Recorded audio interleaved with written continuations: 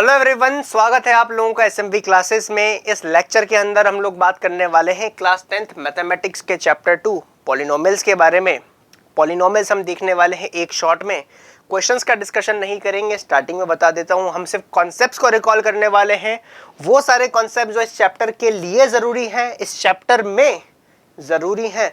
और वो बच्चे जिनका 9th का जो पॉलिनोमियल्स है वो हिला हुआ है, हमें पता ही नहीं है कि पॉलिनोमियल्स क्या होता है, उनके लिए तो ये लेक्चर वरदान साबित होगा।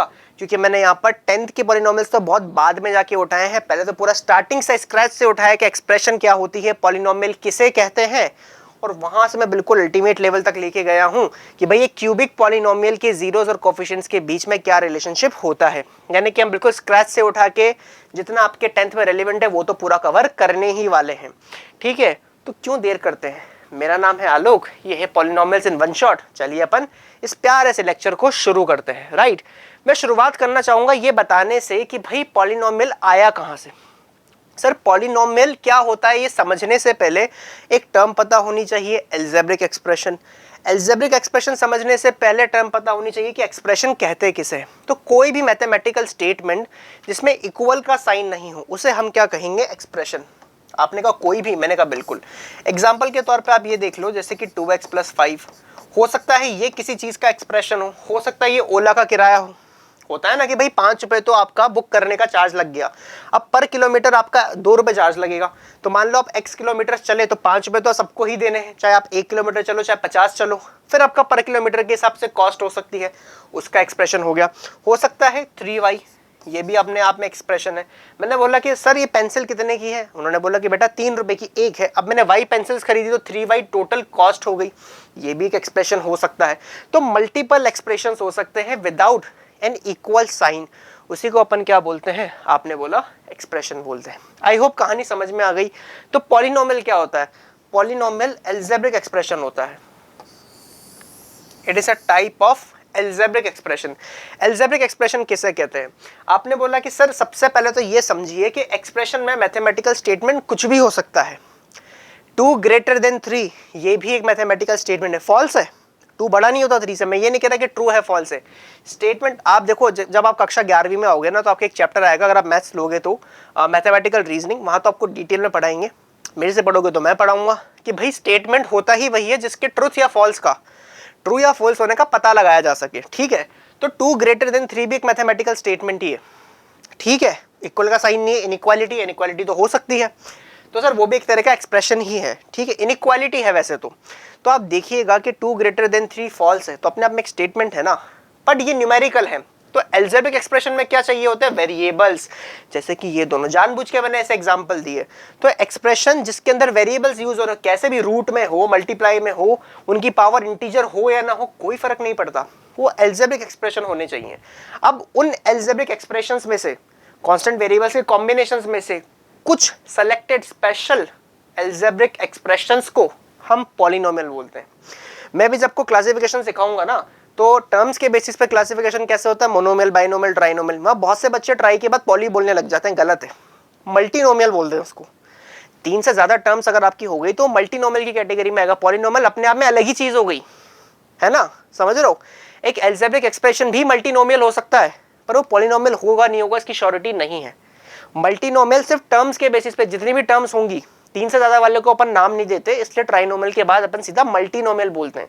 पॉलिनोमियल क्या होता है, ऐसा अलजेब्रिक एक्सप्रेशन जिसमें सारे जो एक्सपोनेंट्स होते हैं वेरिएबल्स के वो होल नंबर होते हैं, इसको बोलते हैं अलजेब्रिक एक्सप्रेशन। मैं भी एग्जांपल देके समझाता हूं।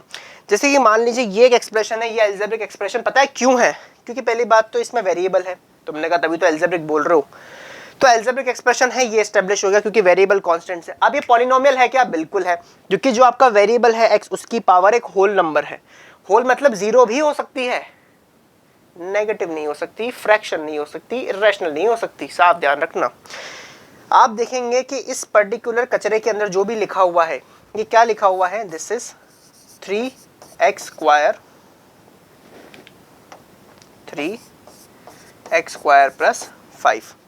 तो 3x स्क्वायर प्लस 5 लिखा हुआ है, तो आप देखेंगे 3 यहां पर क्या है, x स्क्वायर का कोएफिशिएंट है।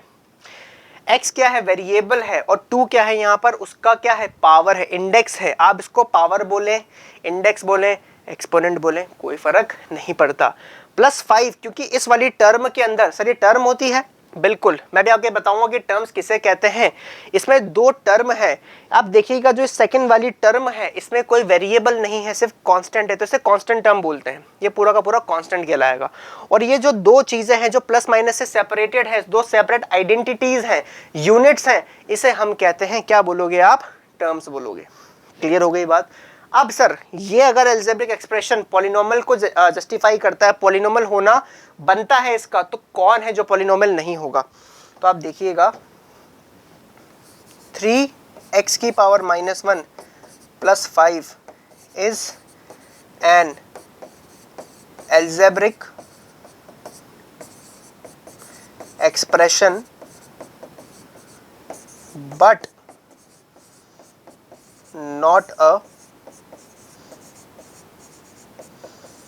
पॉलिनोमियल। आपने बोला कि जैसे कि ये है, अब 3x की पावर -1 है, आपने बोला वेरिएबल है ना, तो अलजेब्रिक एक्सप्रेशन है, लेकिन ये पॉलिनोमियल नहीं है। क्यों नहीं है? क्योंकि सर पॉलिनोमियल होने के लिए वेरिएबल की पावर क्या होनी चाहिए, आपने बोला है होल नंबर, कांस्टेंट के ऊपर कोई कंडीशन नहीं है, रैशनल हो, इरेशनल हो, रियल होने चाहिए। ये सीधी सी बात है। आगे बात समझ में, तो जल्दी से इसको छापेंगे, फिर मैं आगे दिखाता हूँ ऐसे एक्सप्रेशंस जो कि पॉलिनोमियल नहीं है। पॉज कर लिया, छाप लिया, बहुत बढ़िया बात है।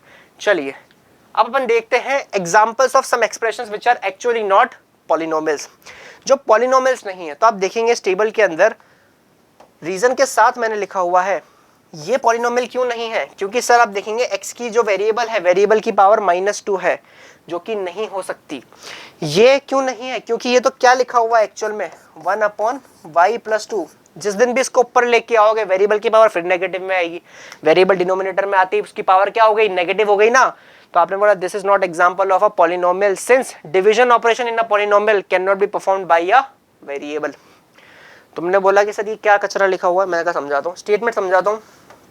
क्या लिखा हुआ है, since division operation in a polynomial can not be performed by a variable, कि डिवीजन ऑपरेशन कोई वेरिएबल परफॉर्म थोड़ी कर सकता है, आप किसी वेरिएबल से डिवाइड नहीं कर सकते हो। कुल मिला के इस स्टेटमेंट का मतलब ये है कि अगर आपको कोई पॉलिनोमियल फ्रैक्शन के रूप में लिखना पड़ रहा है तो उस फ्रैक्शन के डिनोमिनेटर में वेरिएबल नहीं हो सकता। आप ऐसा लिख सकते हो 1/3x, लेकिन जो डिनोमिनेटर वाला पार्ट है, जैसे रैशनल नंबर में नहीं होता कि p/q में q शुड नॉट बी 0, वैसे ही अगर आपको कोई पॉलिनोमियल कारणवश विवशता से फ्रैक्शन में लिखना पड़ रहा है तो डिनोमिनेटर में प्योर नंबर होना चाहिए, कोई वेरिएबल अलाउड नहीं है। और अगर है, जैसे xy/y लिख दूं तो y से y कैंसिल आउट होने के बाद सिंप्लीफाइड फॉर्म में, तो एटलीस्ट कोई भी वेरिएबल नहीं आना चाहिए। बिल्कुल क्लियर है? तो इसीलिए ये क्या होगा, पॉलिनोमियल नहीं होगा। इसकी बात करते हैं √2x, ये पूरा बना नहीं रूट, बताओ पोपट हो गई। तो √2x एक्चुअल में क्या है, √2 × √x है, यानी कि √2 × x की पावर हाफ, मतलब 2 की पावर भी हाफ ही है। आप ही ने तो कहा था सर वेरिएबल की पावर होल नंबर होनी चाहिए, तो फ्रैक्शन में आ गई, तो आप क्या बोलोगे, the exponent can not be a fraction here 1/2, जहां पर क्या है 1/2 है आपका एक्सपोनेंट, तो ये पॉलिनोमियल नहीं होगा। कहानी समझ में आ गई, छाप लो। हर एक्सप्रेशन पॉलिनोमियल नहीं होता। पॉलिनोमियल का मतलब समझ में आ गया। मल्टीनोमियल, पॉलिनोमियल अलग बातें हैं। मल्टीनोमियल 3 से ज्यादा टर्म वाले किसी भी एक्सप्रेशन को कह सकते हो। पॉलिनोमियल में भी मल्टीनोमियल होते हैं, लेकिन पॉलिनोमियल अपने आप में अलग ही दुनिया है। समझ में आ गई बात? छापो। मुझे बड़ा कंफ्यूजन था अपने टाइम पर इन चीजों में कि भाई मल्टीनोमियल क्या होते हैं, पॉलिनोमियल क्या होते हैं। कर लिया पॉज, छाप लिया। चलिए आगे चला जाए। अब बात करते हैं स्टैंडर्ड फॉर्म ऑफ पॉलिनोमियल्स की। सर अगर मैं बात करूं स्टैंडर्ड फॉर्म ऑफ पॉलिनोमियल्स की, तो स्टैंडर्ड का मतलब क्या हुआ? मैंने कहा स्टैंडर्ड का मतलब लिखने का तरीका। भाई पॉलिनोमियल क्या होता है ये तो बता ही चुका हूं, तो लिखने के तरीके को बोलते हैं standard. The standard form of polynomial refers to writing a polynomial in the descending power of the variable. Descending power of the variable का मतलब क्या है? आपने बोला कि सर पावर डिसेंड करनी चाहिए। एग्जाम्पल दिखा दो। आपने कहा दिखाओगे? मैंने कहा बिल्कुल। जैसे कि मान लो ये जो कचरा लिखा हुआ है मैंने, ये एक ट्राइनोमियल है, क्वाड्रेटिक ट्राइनोमियल है। Quadratic trinomial in one variable है। 3 तरीकों से आपका पॉलिनोमियल में डिवाइड करना सिखाऊंगा, तीनों में मैंने इसका नाम बता दिया। टर्म्स के बेसिस पे ये एक ट्राइनोमियल है, वेरिएबल के बेसिस पे इन वन वेरिएबल है, डिग्री के बेसिस पे क्वाड्रेटिक है, तो it is a quadratic trinomial in one variable. कहानी बिल्कुल क्लियर है। इस कचरे को हम स्टैंडर्ड नहीं बोलेंगे, क्योंकि हमने कहा है कि सर स्टैंडर्ड फॉर्म क्या होता है जिसमें आपकी जो पावर है वेरिएबल की वो डिक्रीजिंग ऑर्डर में हो, यहाँ तो इंक्रीजिंग ऑर्डर में है। 5 के पास कोई वेरिएबल है नहीं तो इसकी पावर 0, 1 फिर 2, तो आपने बोला इसको स्टैंडर्ड फॉर्म में लिखेंगे x square plus 2x plus 5, यानी कि डिक्रीजिंग ऑर्डर ऑफ एक्सपोनेंट्स, है कि नहीं है। एग्जाम्पल 2x की क्यूब प्लस 9x की power 4 minus 8x plus 8x square minus 8 in standard form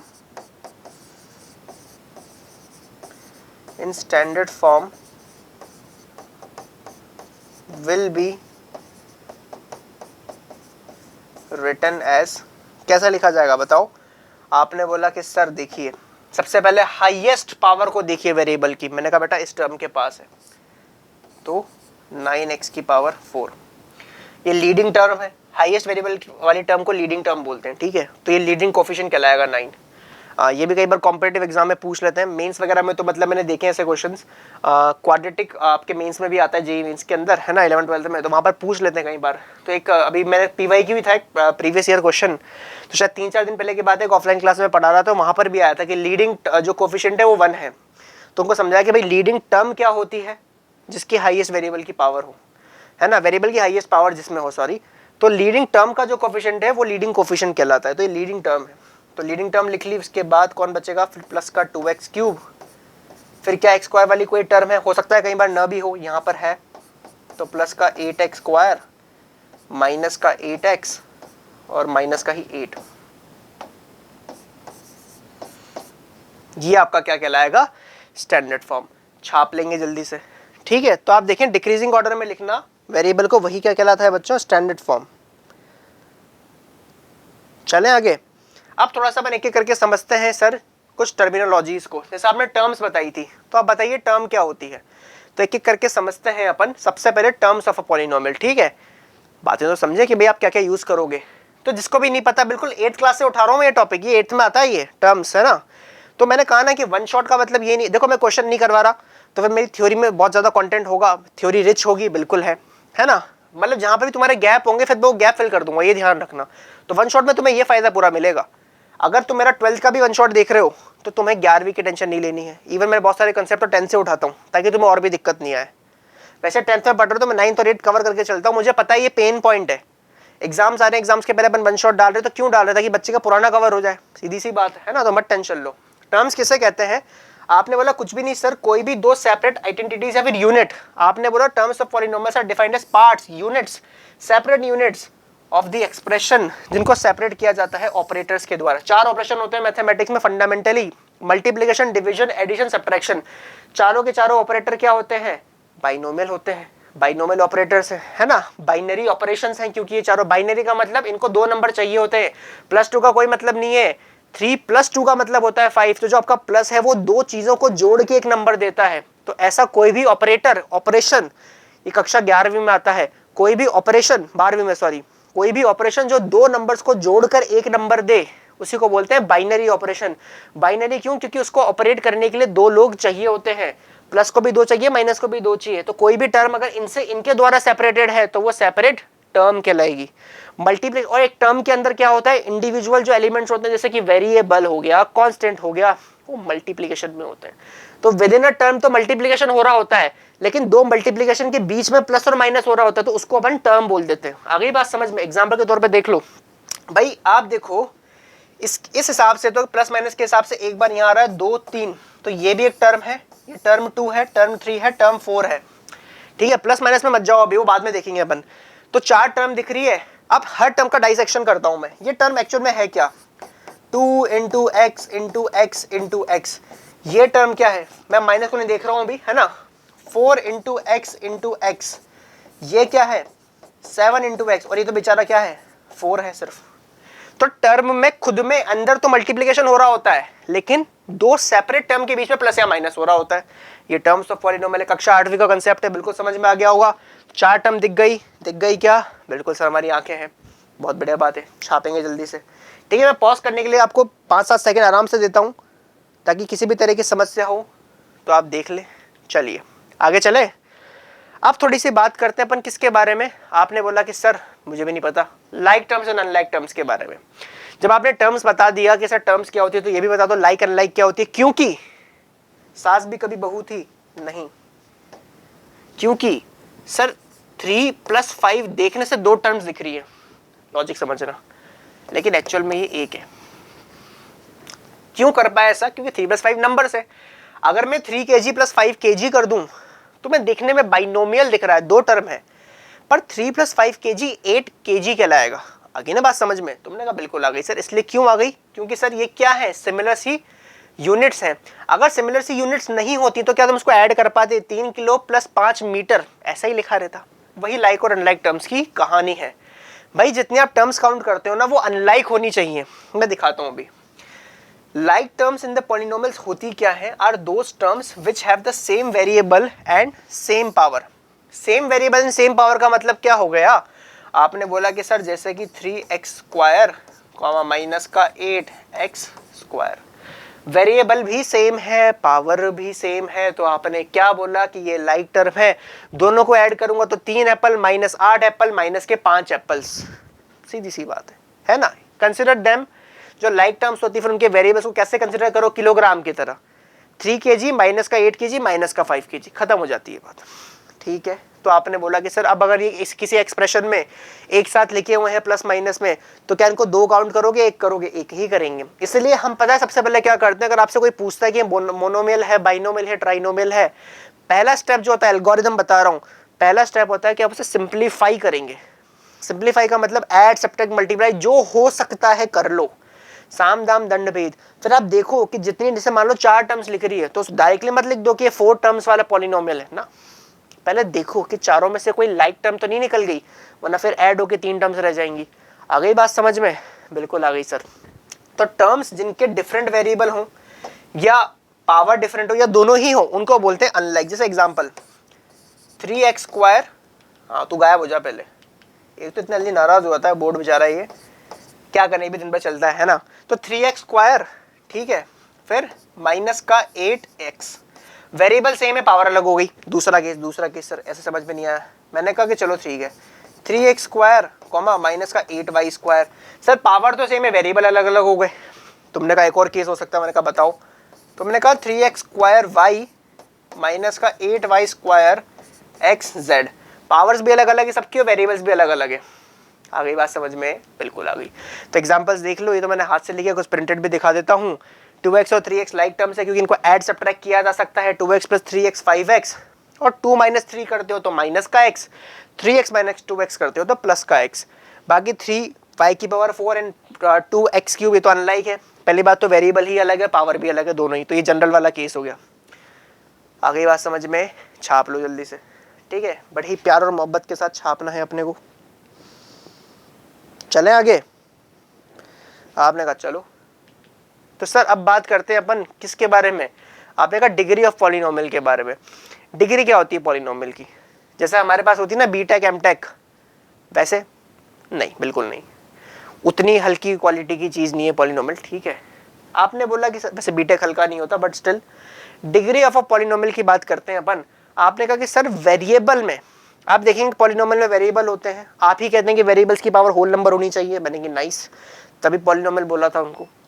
variable की हाईएस्ट पावर वो डिग्री कहलाती है। अगर, सुनना ध्यान से, अगर तुम्हारा पॉलिनोमियल एक वेरिएबल में है ना, अगर तुम्हारा पॉलिनोमियल मल्टीपल वेरिएबल्स का वाला है, मल्टी वेरिएबल है, तो फिर टर्म की डिग्री देखी जाती है। ये कोई नहीं बताता ज्यादातर किताबों, क्योंकि देखो यार 10th लेवल पे इतना डीप में नहीं घुसते, तो वो उनको अगर कोई बुक आपका पुराना कोई कंसेप्ट रिवाइज भी करवाती तो ऊपर ऊपर से करवाती। मैं वैसे नहीं करवाना चाह रहा, लिखूंगा तो मैं भी ऊपर ऊपर से ही, पर मैं बता देता हूँ ये बात, ठीक है? कि भाई हाईएस्ट और greatest exponent of the variable in a polynomial is known as degree of the polynomial only if, क्योंकि अब एक वेरिएबल लिखा तो समझ जाओ ना, एक ही वेरिएबल में होगी आपकी पॉलिनोमियल।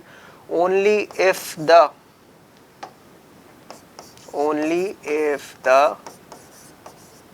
polynomial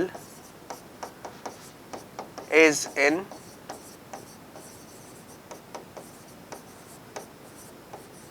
one variable. ऐसा तभी होगा जब आपका पॉलिनोमियल किस में होगा, एक ही वेरिएबल के अंदर होगा। तब हम कहेंगे किसको, डिग्री ऑफ पॉलिनोमियल को, कि सर हाईएस्ट एक्सपोनेंट किसी भी वेरिएबल का, वही डिग्री मान लेंगे अपन। लेकिन अगर आपका पॉलिनोमियल मल्टी वेरिएबल है, मैं एग्जांपल देता हूँ, इसका तो भाई दे दूंगा मैं, ठीक है, इसका देता हूँ मल्टी वेरिएबल वाले का।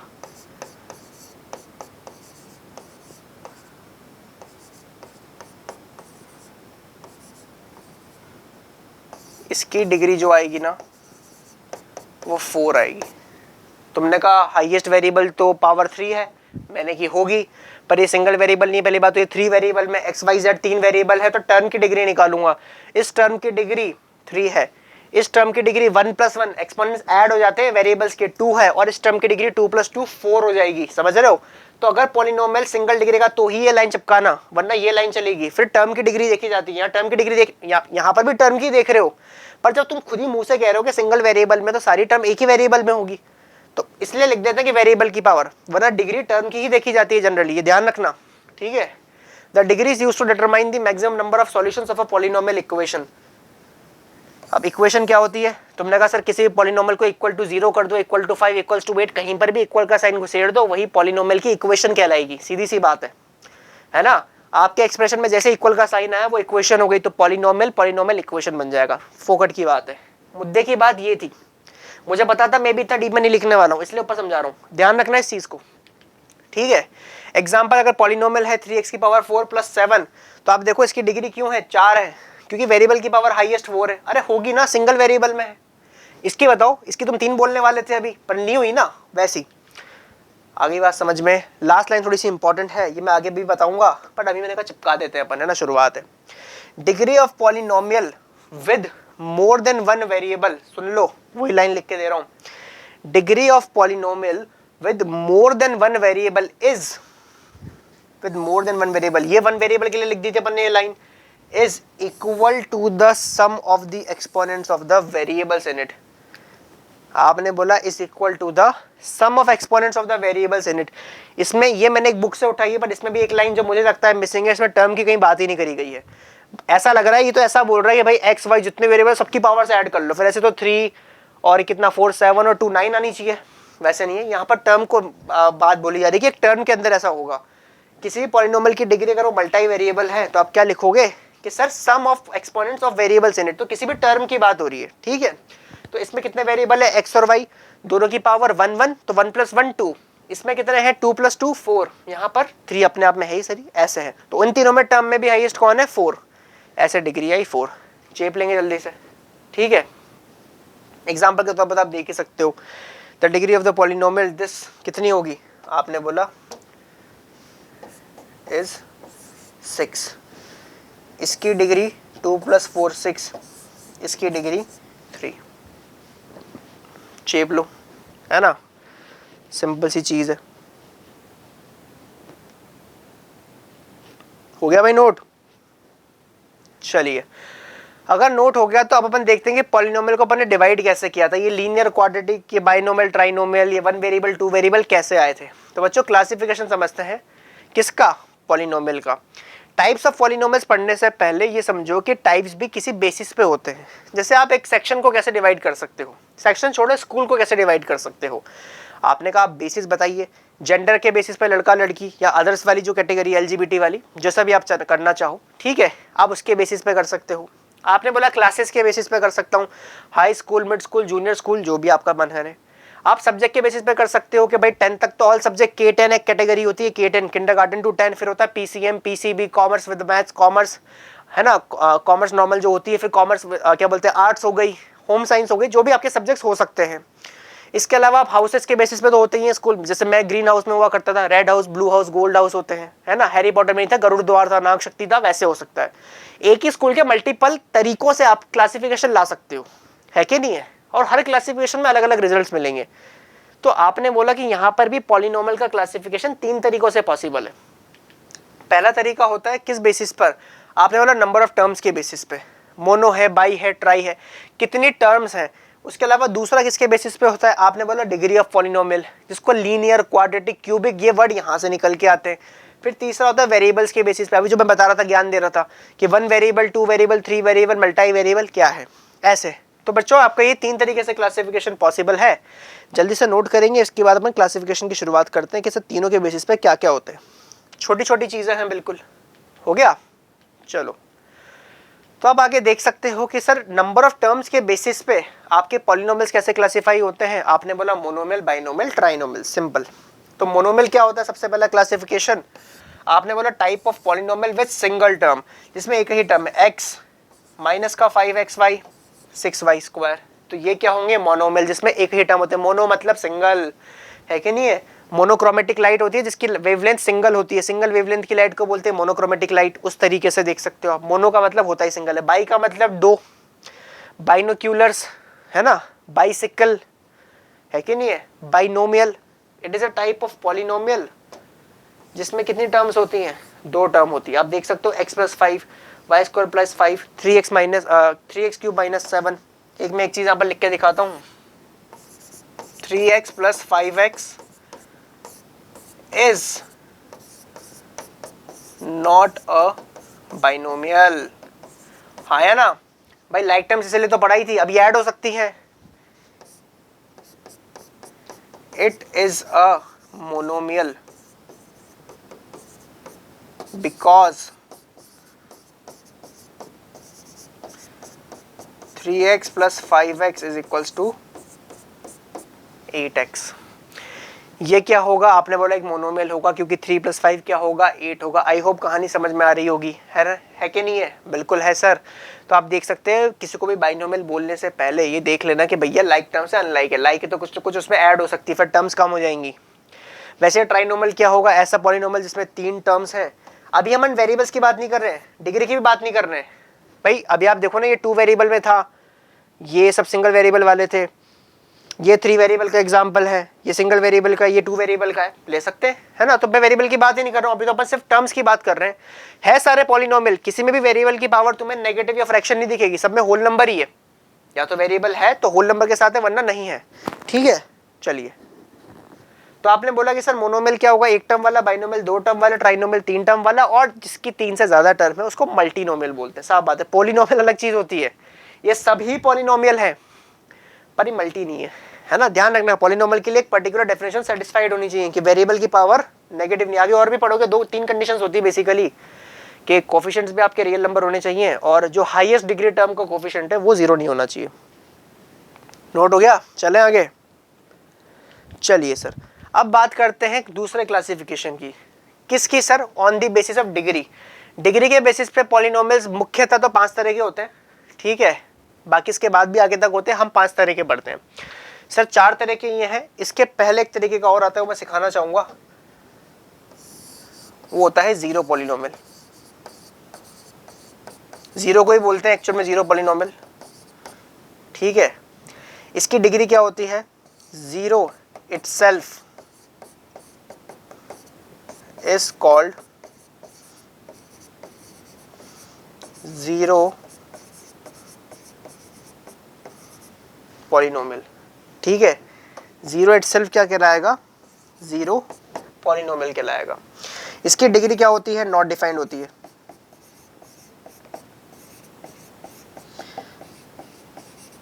एग्जाम्पल के नाम पे अकेला जीरो ही है।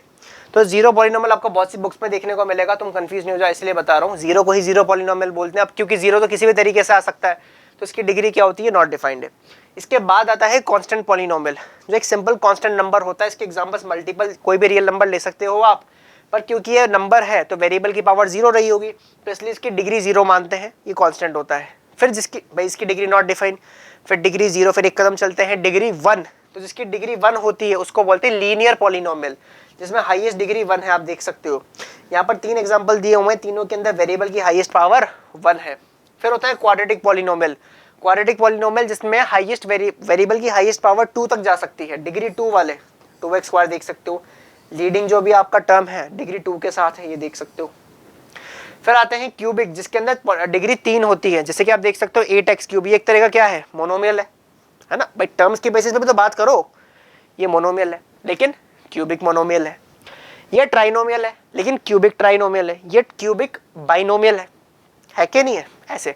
इसके अलावा एक और होते हैं, उनको बोलते हैं बाई क्वाड्रेटिक। हायर क्लासेस में पढ़ोगे आप, कक्षा 11वीं में जब क्वाड्रेटिक इक्वेशन हम पढ़ाते हैं तो वहां दिखाया जाता है।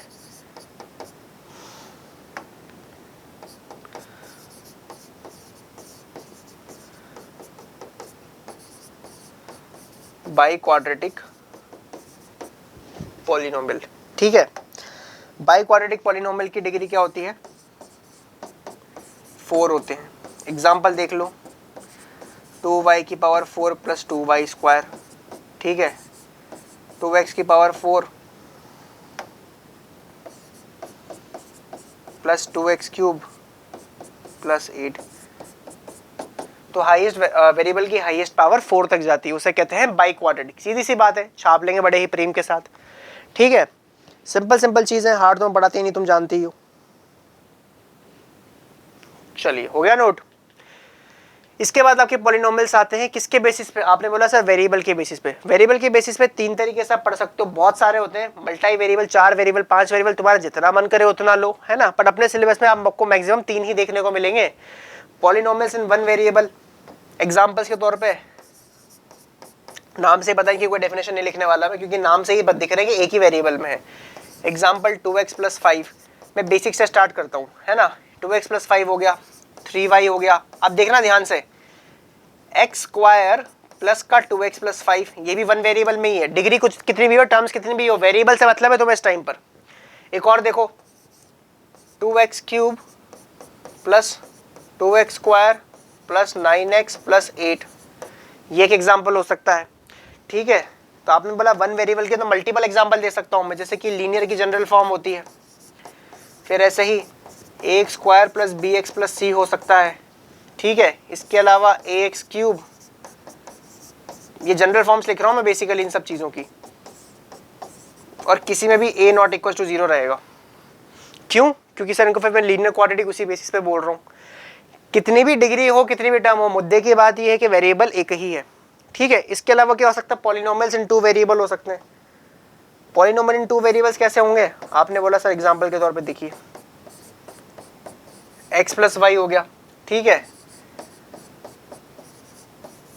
2x प्लस 3y हो गया। आपने कहा 2 वेरिएबल में है, मैंने कहा बिल्कुल।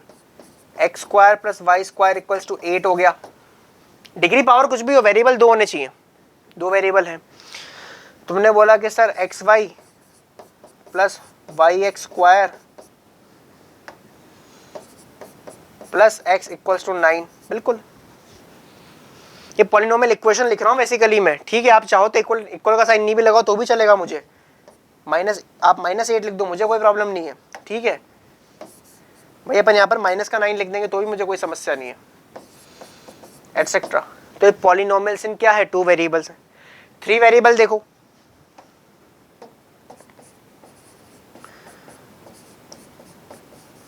X plus y plus z हो गया, ठीक है। इसके अलावा x square plus y square plus y z x हो गया। कुछ भी ले सकते हो, तुम्हारी इच्छा है यार, 3 वेरिएबल होने चाहिए। किसी वेरिएबल की पावर नेगेटिव या फ्रैक्शन नहीं आनी चाहिए, होल नंबर। तो पॉलिनोमियल की कंडीशंस मेंटेन हो, बाकी तुम्हारा जो मन पड़े करो। तो सिंगल वेरिएबल, 2 वेरिएबल, 3 वेरिएबल आप देख सकते हैं, ठीक है। तो 3 तरीके से क्लासीफाई होते हैं पॉलिनोमियल। आपको डाउट नहीं रहेगा किसी भी चीज में, हर चीज का नाम बता सकते हो। इसका नाम क्या बैठेगा बताओ? Sir it is a quadratic trinomial in 2 variables. अच्छा इसका बताओ क्या बैठेगा? Sir this is quadratic trinomial in 1 variable. इसका बताओ? सर इट इज क्वाड्रेटिक नहीं, क्यूबिक है भाई। y की पावर 1 और x की पावर 2 मिला के 3 हो जाएगी, तो cubic. It is a cubic multinomial, क्योंकि 4 टर्म्स आ गई। देखो नाम बता रहा हूँ, डिग्री के बेसिस पे क्यूबिक कहलाएगा, टर्म्स के बेसिस पे मल्टीनोमियल है और इन 2 वेरिएबल्स है। तो क्यूबिक मल्टीनोमियल इन 2 वेरिएबल्स, सीधी सी बात है ना। तो आप नाम बता सकते हो, आप नाम में कंफ्यूज मत होना किसी भी चीज के। छापो जल्दी से, छप गया। अब बात करते हैं अपन ऑपरेशंस के बारे में, ठीक है, कि पॉलिनोमियल्स में क्या क्या ऑपरेशंस लगते हैं। तो सर मैथमेटिक्स में 4 ऑपरेशन है, इन पे भी वही 4 ऑपरेशन लगते हैं। द बेसिक अलजेब्रिक ऑपरेशंस कौन कौन से बेसिक होते हैं? Plus, minus, multiply, divide can be performed on polynomials of different types. Sir polynomials पे भी उन्हीं बेसिक ऑपरेशंस को आप परफॉर्म कर सकते हो। ये स्टेटमेंट लिखा हुआ है, वो कह रहा है कि आप कर सकते हो। These 4 बेसिक ऑपरेशंस और polynomials can be given as addition, subtraction, multiplication, division. 4 तरह के होते हैं। इस स्लाइड में कुछ और समझाने वाला नहीं है, जब ये आएंगे तब समझाने का सेंस बनेगा। छापो इसको जल्दी से, ठीक है। 4 ही ऑपरेशंस होते हैं, 3 तो मैं भी ढंग से समझाऊंगा, ठीक है। मल्टीप्लिकेशन बेसिकली ज्यादा लोगों को आता भी है। डिवीजन की बात अपन थोड़ा सा इसी लेक्चर में आगे करेंगे। मैं एक आध क्वेश्चन भी करा दूंगा, ठीक है। मैं कराता नहीं हूँ वन शॉट में, बट मैं करा दूंगा ताकि आपका कंसेप्ट क्लियर हो जाए। छाप लिया क्या तुमने? कहा बिल्कुल। चलिए अब बात करते हैं एडिशन के बारे में। तो सर सीधी सी बात है, लाइक टर्म्स ऐड होती हैं और कुछ नहीं करना होता पॉलिनोमियल्स में। एग्जांपल देख लो, ये 2 पॉलिनोमियल है, इनको ऐड करना है तो लाइक टर्म्स के नीचे लाइक टर्म जमाओ, 2x² के नीचे यहाँ पर भी x² वाली टर्म आएगी। अगर नहीं होती तो खाली छोड़ दो इस जगह को, सीधी सी बात है। और स्टैंडर्ड फॉर्म में लिखा करो सब कुछ। स्टैंडर्ड फॉर्म पढ़ाई थी ना अभी, डिक्रीजिंग यहाँ काम आएगी। डिवीजन में तो पूरा खेल ही स्टैंडर्ड फॉर्मेट का है, ठीक है। 2 - 1 क्या होगा? आपने बोला कि सर जैसे नॉर्मली ऐड करते हैं, 3x - 5x नॉर्मली ऐड कर दो, 2x² बिल्कुल नॉर्मली। तो आप देखेंगे 2 प्लस ऑफ -1 क्या होगा? आपने बोला 2 - 1 यानी कि 1, ये आ गया 2 - 1 यानी कि 1। फिर 3x - 5x, तो 3x प्लस कर रहे हो ना आप -5x में, भाई 3x में -5x को प्लस कर रहे हो ना, हाँ सर। तो ये क्या खुलेगा? 3x माइनस का 5x यानी कि माइनस का 2x खुलेगा। खुल गया, देख लो। फिर आप 2x² में 3x² ऐड कर रहे हो ना, क्यों कर पा रहे हैं? क्योंकि लाइक टर्म है ना सर। क्या होगा? 2 एप्पल 3 एप्पल 5 एप्पल।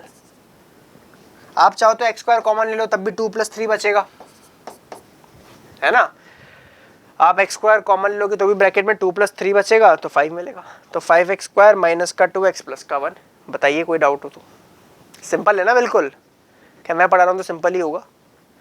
छाप लो, बाकी तुम्हारा जैसा मन पड़े वैसे एडिशन कर लो। एक ही एग्जांपल लेके देख लो। देखो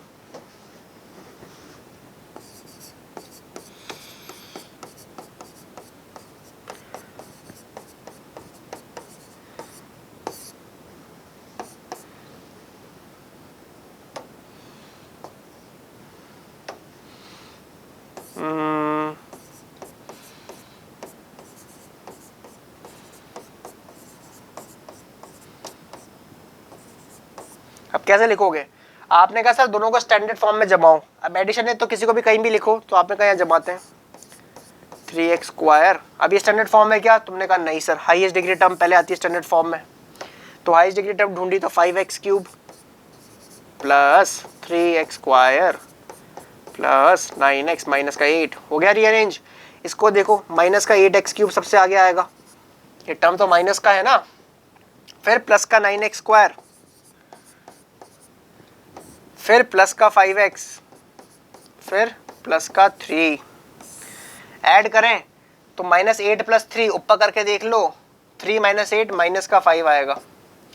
9 + 5 दोनों प्लस के तो आंसर प्लस में ही आएगा। 9 + 5 14, तो 9 Apple plus 5 Apple 14 Apple. Like term से लाइक को लाइक के नीचे लिखा है, दोनों प्लस है तो प्लस ही आएगा। 9 + 3 का 12 क्या? x²। फिर -5 - 8, तो आपने बोला 5 में से 8 गया तो माइनस का 3 x³। सिंपल सी बात है, छाप लेंगे बड़े ही प्रेम के साथ। ये एडिशन था, हो गया। चलिए अब बात करते हैं सब्ट्रैक्शन की। सब्ट्रैक्शन क्या कहता है? सर सिंपल साइन चेंज कर दो, इसको इससे सब्ट्रैक्ट करना है, करेंगे सर। बहुत से बच्चों को ये नहीं आता कि साइन जो होते हैं ये अल्टर क्यों हो जाते हैं। अरे मैंने कि भाई लोगों सब कुछ बाद में देखो, पहले इसको समझो साइन क्यों अल्टर होते हैं। इस कचरे को करो ना सॉल्व। तुम देखो क्या लिखा हुआ है, ये बेसिकली लिखा हुआ है 3x² माइनस का 5x माइनस का 1 माइनस माइनस मल्टीप्लाई करेंगे तो क्या होगा? माइनस का 2x² माइनस का 3x माइनस का 2। सीधी सी बात है। तो ये माइनस मल्टीप्लाई होता है ना बच्चों पूरे के साथ, जो तुम माइनस कर रहे होते हो बेसिकली। तो ब्रैकेट ओपन होगा तो सबका साइन रिवर्स हो जाता है, इसलिए साइन चेंज किया जाता है। आगे बात समझ में? तुम लिख के देखो ना उसको लीनियर तरीके से। भैया टेबुलर तरीका है, इसको छोड़ दो। तुम एक बार जैसे एल्जेब्रिकली करते हो करके देखो। आप जब ब्रैकेट खोलोगे माइनस तो पूरा एक्सप्रेशन कर रहे हो आप, तो ब्रैकेट खुलते माइनस सबसे मल्टीप्लाई होगा, सेपरेटली जाके गले मिलेगा, गले मिलते रंग बदल जाते हैं लोगों के, है कि नहीं? सही बात है। तो आप देख सकते हो। तो आपने कहा 3x² माइनस 5x माइनस का 1, आपने साइन चेंज कर दिया। तो जो प्लस का 2 था वो माइनस का 2 माना जाएगा। तो माइनस का 1, अब इससे मतलब नहीं है, माइनस के 2 से मतलब है माइनस का 1 माइनस का 2 माइनस का 3, माइनस का 5 प्लस का 3 नहीं, माइनस का 5 माइनस का 3 माइनस का 8 प्लस का 3 प्लस का 2 नहीं, प्लस का 3 माइनस का 2, तो 3 माइनस 2 प्लस का 1, सीधी सी बात है ना। एक एग्जांपल और दिखाता हूं मैं, उल्टा करके देख लेंगे, ऐसे में ही कर लो। 2x square plus 3x plus 2 minus का 3x स्क्वायर माइनस का 5x माइनस का 1 है कि नहीं है? कैसे लिखोगे इसको? 2x square plus 3x plus 2 फिर 3x स्क्वायर माइनस का 5x माइनस का 1। अब आप माइनस करो तो माइनस में साइन चेंज होगा, तो यहाँ साइन एक लाइन छोड़ के लिखना है इस लाइन को, है ना, ये साइन चेंज करने के लिए जगह है। प्लस का माइनस हो जाएगा, माइनस का प्लस, माइनस का प्लस। ये जो नीचे लिखे हैं मैंने, ये रेड वाले, मैं रेड पेन से लिख देता हूँ, ये नए साइन है, माइनस प्लस प्लस। तो 2 प्लस का 1 3, वो भी प्लस का 3 प्लस का 5 प्लस का 8x, 2 माइनस का 3 तो माइनस का x स्क्वायर। करके देख लो आप, माइनस करो, माइनस खोलोगे तो माइनस का 3x स्क्वायर खुलेगा, तो 2 माइनस का 3 माइनस का 1, माइनस मल्टीप्लाई करोगे तो माइनस माइनस प्लस का 5x खुलेगा, 3 प्लस 5 प्लस का 8, माइनस अंदर मल्टीप्लाई होकर प्लस का 1 खुलेगा, 2 प्लस 1 3, इसलिए साइन चेंज करते हैं। छापो जल्दी से, है ना, सस्ती सुंदर टिकाऊ चीज़ है तो बिल्कुल जल्दी से नोट करेंगे।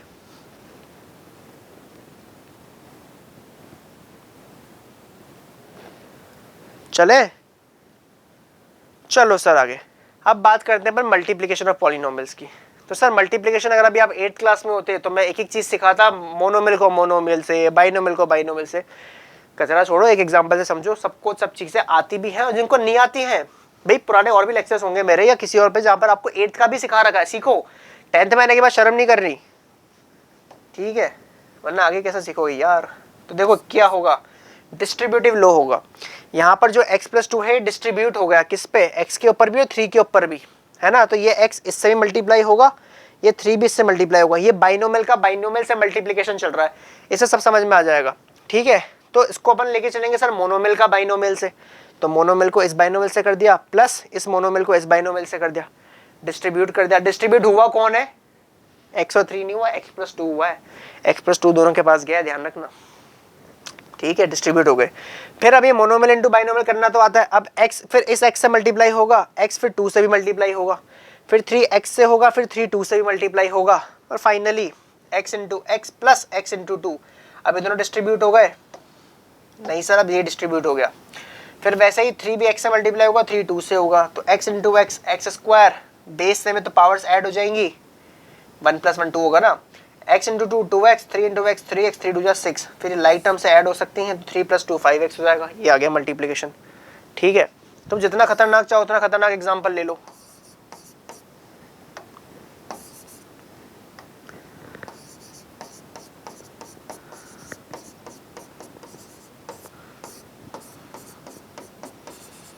ये देख लो, अब यहाँ पर क्या होगा, पहले 3x स्क्वायर मल्टीप्लाई होगा, तुम्हारी इच्छा है तुम कुछ भी करो।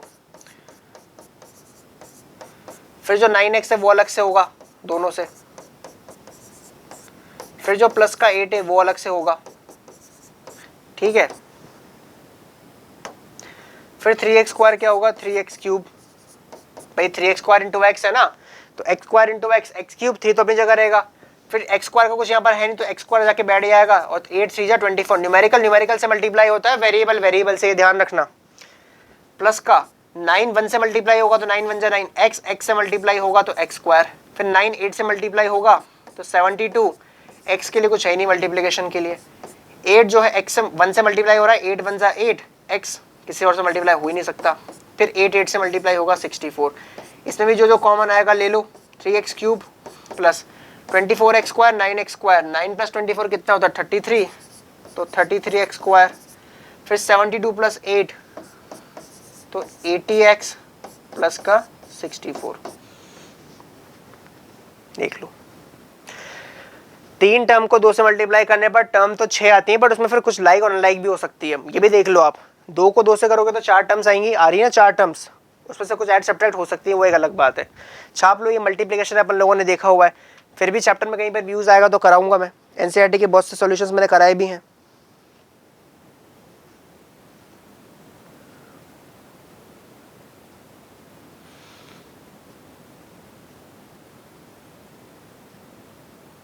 चले, चलिए आगे चलते हैं। अब बात करते हैं अपन डिवीजन की। ठीक है, डिवीजन ऑफ पॉलिनोमियल्स में क्या होगा, डिवीजन ऑफ पॉलिनोमियल्स की अगर अपन बात करते हैं तो सर डिवीजन के अंदर एक पॉलिनोमियल को अपन क्या करेंगे, दूसरे से डिवाइड करेंगे। आई होप मेरी बात समझ में आ रही होगी। ठीक है, डिवीजन के अंदर बेसिकली आपका वही एल्गोरिथम चलता है जो आप नंबर्स में यूज करते हो। भाई बड़े नंबर को छोटे से डिवाइड किया जा सकता है, सीधी सी बात है, छोटे को बड़े से आप नहीं कर पाओगे। सेम चीज यहां पर भी, इसको मैं आगे एक्सप्लोर करूंगा। अभी एक स्टेटमेंट लिखा के बता देता हूं। Division of polynomials is an arithmetic operation, obviously multiplication की तरह ये भी एक है, where we divide a given polynomial by another polynomial which is generally of a lesser degree in comparison to the degree of dividend. तो sir degree of जो dividend होता है, ये इसको डिविडेंड बोलते हैं। और ये जो डिवीजर है ये तभी डिफाइन होगा जब आपका जो डिग्री है डिवीजर का वो छोटा होगा डिविडेंड से। सही बात है। दैट इज फॉर डिवीजन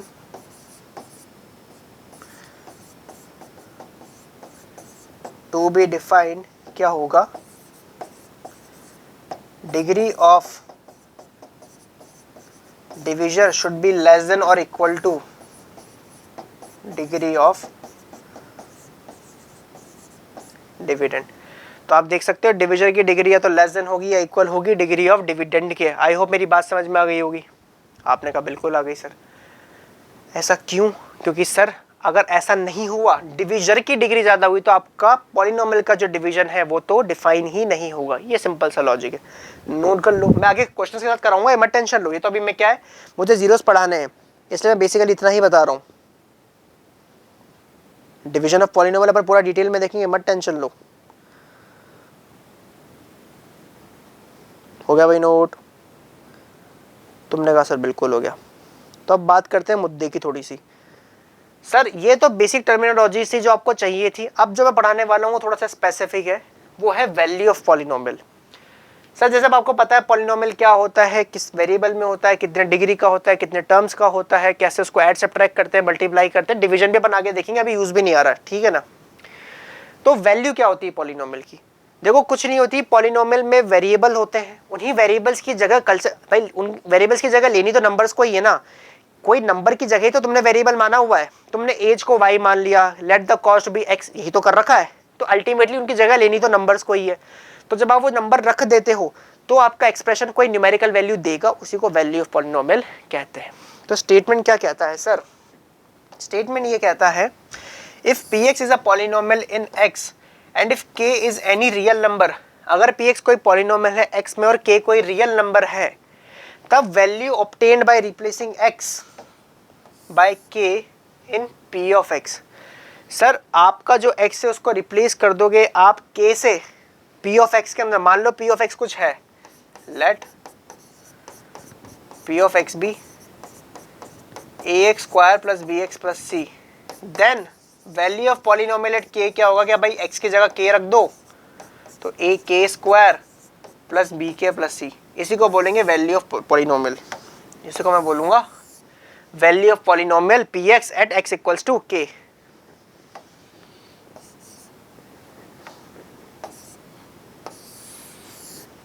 सीधी सी बात है।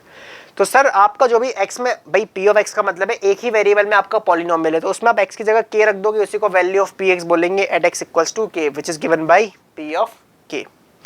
जैसे एग्जांपल के तौर पे px को एक क्या है, पॉलिनोमियल है x square minus 3x minus 4, मैंने x इक्वल्स टू -1 यहाँ पर रखा तो 0 आएगा। आपने कहा बिल्कुल आएगा सर, उसी को क्या बोलेंगे? Value of polynomial. देखो सिंस p ऑफ -1 क्या होगा? -1 का स्क्वायर माइनस 3 ऑफ -1 -4, यानी कि 1 प्लस 3 -4 यानी कि 0। तो p ऑफ -1 0 आ रहा है, x इक्वल्स टू -1 पे, इसलिए पॉलिनोमियल की वैल्यू कितनी है? 0 है। आई होप मेरी बात समझ में आ गई होगी। अगर आ गई तो छाप लेंगे जल्दी से। इसी को बोलेंगे वैल्यू ऑफ पॉलिनोमियल। क्लियर है बिल्कुल। अब बात करते हैं अपन सर किसकी, इंपॉर्टेंट टॉपिक की, वो है जीरो ऑफ पॉलिनोमियल। जीरो क्या होता है किसी भी पॉलिनोमियल का? आपने बोला कि sir zero of a polynomial का सिंपल सा मतलब होता है, आपने बोला ऐसी वैल्यू x की, वो जो आपने k रखा था ना, आपको याद है भी मैंने -1 रखा तो जीरो हो गया था, वो जीरो था, -1 जीरो था। मैंने कहा बिल्कुल लिटरली जीरो की बात नहीं कर रहे, हमारे लिए जीरो का मतलब वो होता है कि -1 रखने पर आपकी पॉलिनोमियल की वैल्यू जीरो हो गई थी, इसलिए उसको क्या बोलेंगे अपन, जीरो ऑफ अ पॉलिनोमियल। तो आपने कहा zeros of polynomial are the points, zeros of polynomial are the points where the polynomial equals zero on the whole। जब आपका पॉलिनोमियल पूरा का पूरा जीरो हो जाए, एक्स की या वेरिएबल की उसी वैल्यू को जिस पे आप जीरो हो जाते हो, आपका जीरो कहा जाता है, आपका जीरो, है ना। इस जैसे पिछले वाले पॉलिनोमियल के लिए -1 उसका एक जीरो था, इसी चीज को अपन बाद में रूट भी बोलेंगे। तो जीरो जो है वो एक्सप्रेशन का होता है, अभी पॉलिनोमियल सिंपल एक्सप्रेशन है, जब इसी को मैं इक्वेशन के रूप में लिखूंगा तो उसी जीरो को मैं रूट बोलूंगा, इतना सा डिफरेंस होता है, सेम चीज होती है। तो आप सिंपल वर्ड्स में बोलोगे तो आप देख सकते हो, we can say that zeros of polynomial कुछ नहीं है, these are the values of the variable such that the polynomial equals zero at that point. ये वेरिएबल की वैल्यू है सच दैट जो आपका पॉलिनोमियल है वो जीरो के इक्वल हो जाए एक पर्टिकुलर पॉइंट के ऊपर। क्या समझ में आ गई बात? बिल्कुल आ गई। तो आप देख सकते हैं the zeros of a polynomial fx, sir किसी भी पॉलिनोमियल fx का जो जीरो है वो क्या होती है, वैल्यूज होती हैं x की जो सेटिस्फाई करती है fx इक्वल्स टू जीरो को। यानी कि सर वो वैल्यूज जिस पे आपका फंक्शन जीरो हो जाए, आपका पॉलिनोमियल जीरो हो जाए। फंक्शन बेसिकली पॉलिनोमियल ही है, पॉलिनोमियल एक तरह का फंक्शन है, मल्टीपल होते हैं, ट्रिगोनोमेट्री आपने पढ़ी है, वो भी एक तरह का फंक्शन है। आपको रेशियो के नाम पे पढ़ा रहे हैं अभी, क्योंकि आपको एक्चुअल में एक ट्राइंगल के लिए ट्रिगोनोमेट्री पढ़ा रहे हैं। आप आगे पढ़ोगे कि वो वैल्यूज 180 डिग्री 270 डिग्री पे भी डिफाइंड है, जो कि इतने का तो ट्राइंगल होता ही नहीं है, फिर वो फंक्शंस का रूप ले लेती हैं। तो ये ध्यान रखना है ना। तो आप देखें जिसपे भी आपका पॉलिनोमियल या आपका एक्सप्रेशन जीरो हो जाए, वेरिएबल की उसी वैल्यू को रूट कहते हैं एक्सप्रेशन का। ठीक है, आपने कहा बिल्कुल ठीक है sir. Example x equals to 4 is a zero, किसका, of px, this because p of 4 zero है। आपने बोला कैसे प्रूव कर सकते हो, मैंने कहा बिल्कुल कर सकते हैं। आप देखेंगे p ऑफ 4 एक्चुअल में क्या होगा, सर x की जगह 4 रखने पर मुझे ये मिलता है, which is nothing but 16 minus 12 minus 4 यानी कि जीरो। तो आपने बोला x की जगह 4 रखने पर मुझे जीरो मिलेगा, इसलिए मैं क्या हूं, इस पर्टिकुलर एक्सप्रेशन का, ये इक्वल का साइन px में है, ये कोई नंबर तो है नहीं यहाँ पर, तो इस इक्वल के साइन के पीछे मत जाओ, ये एक्सप्रेशन ही है, इसीलिए इसको क्या कह रहा हूँ मैं, जीरो कह रहा हूँ। क्या समझ में आ गई बात? बिल्कुल आ गई सर। तो छाप लेंगे, ठीक है। ये जो लाइन है मैंने अभी बाद में लिखी है हरी वाली, ये मैं आगे भी बताऊंगा, बट मैं यहाँ पे समझा देता हूँ। इस लाइन का सीधा सा मतलब यह है कि अभी आपने देखा कि p ऑफ 4 पे वैल्यू जीरो आई, तो मन में एक सवाल यहाँ पर आना चाहिए था कि सर क्या कोई और वैल्यू भी है जिस पे जीरो हो सकता है, और अगर है तो ऐसी कितनी वैल्यूज होती हैं, है ना। तो वही बता रहा हूँ, the number of zeros of a polynomial depends on the degree of the equation fx equals to zero. ये जो इक्वेशन है, ये इक्वेशन है, ये एक्सप्रेशन है, इक्वल का साइन है, लेकिन यहाँ पर मैं such that ratio beach of semicolon होता है ना, वो भी लगा सकता हूँ, कोई दिक्कत वाली बात नहीं, क्योंकि ये तो एक एक्सप्रेशन है। इसको जब आप किसी न्यूमेरिकल वैल्यू के इक्वेट करते हो, जैसे कि फंक्शन को जीरो के इक्वेट करा, तो इस इक्वेशन की जो भी डिग्री होती है, जैसे इसकी डिग्री अभी कितनी है, पॉलिनोमियल इक्वेशन की डिग्री सेम ही होती है, ठीक है ना, कितनी है, 2 है। तो जितनी डिग्री उतने मैक्सिमम डिस्टिंक्ट रूट्स हो सकते हैं, डिस्टिंक्ट जीरोस हो सकता है, सेम ही जीरो बार बार रिपीट भी हो रहा हो। अलग अलग मैक्सिमम कितने हो सकते हैं, इसके 2 हो सकते हैं, मतलब 4 के अलावा एक और होने के चांसेस है। मैं ये नहीं कह रहा होगा, हो सकता है दूसरा वाला भी 4 आ जाए, पर चांसेस है।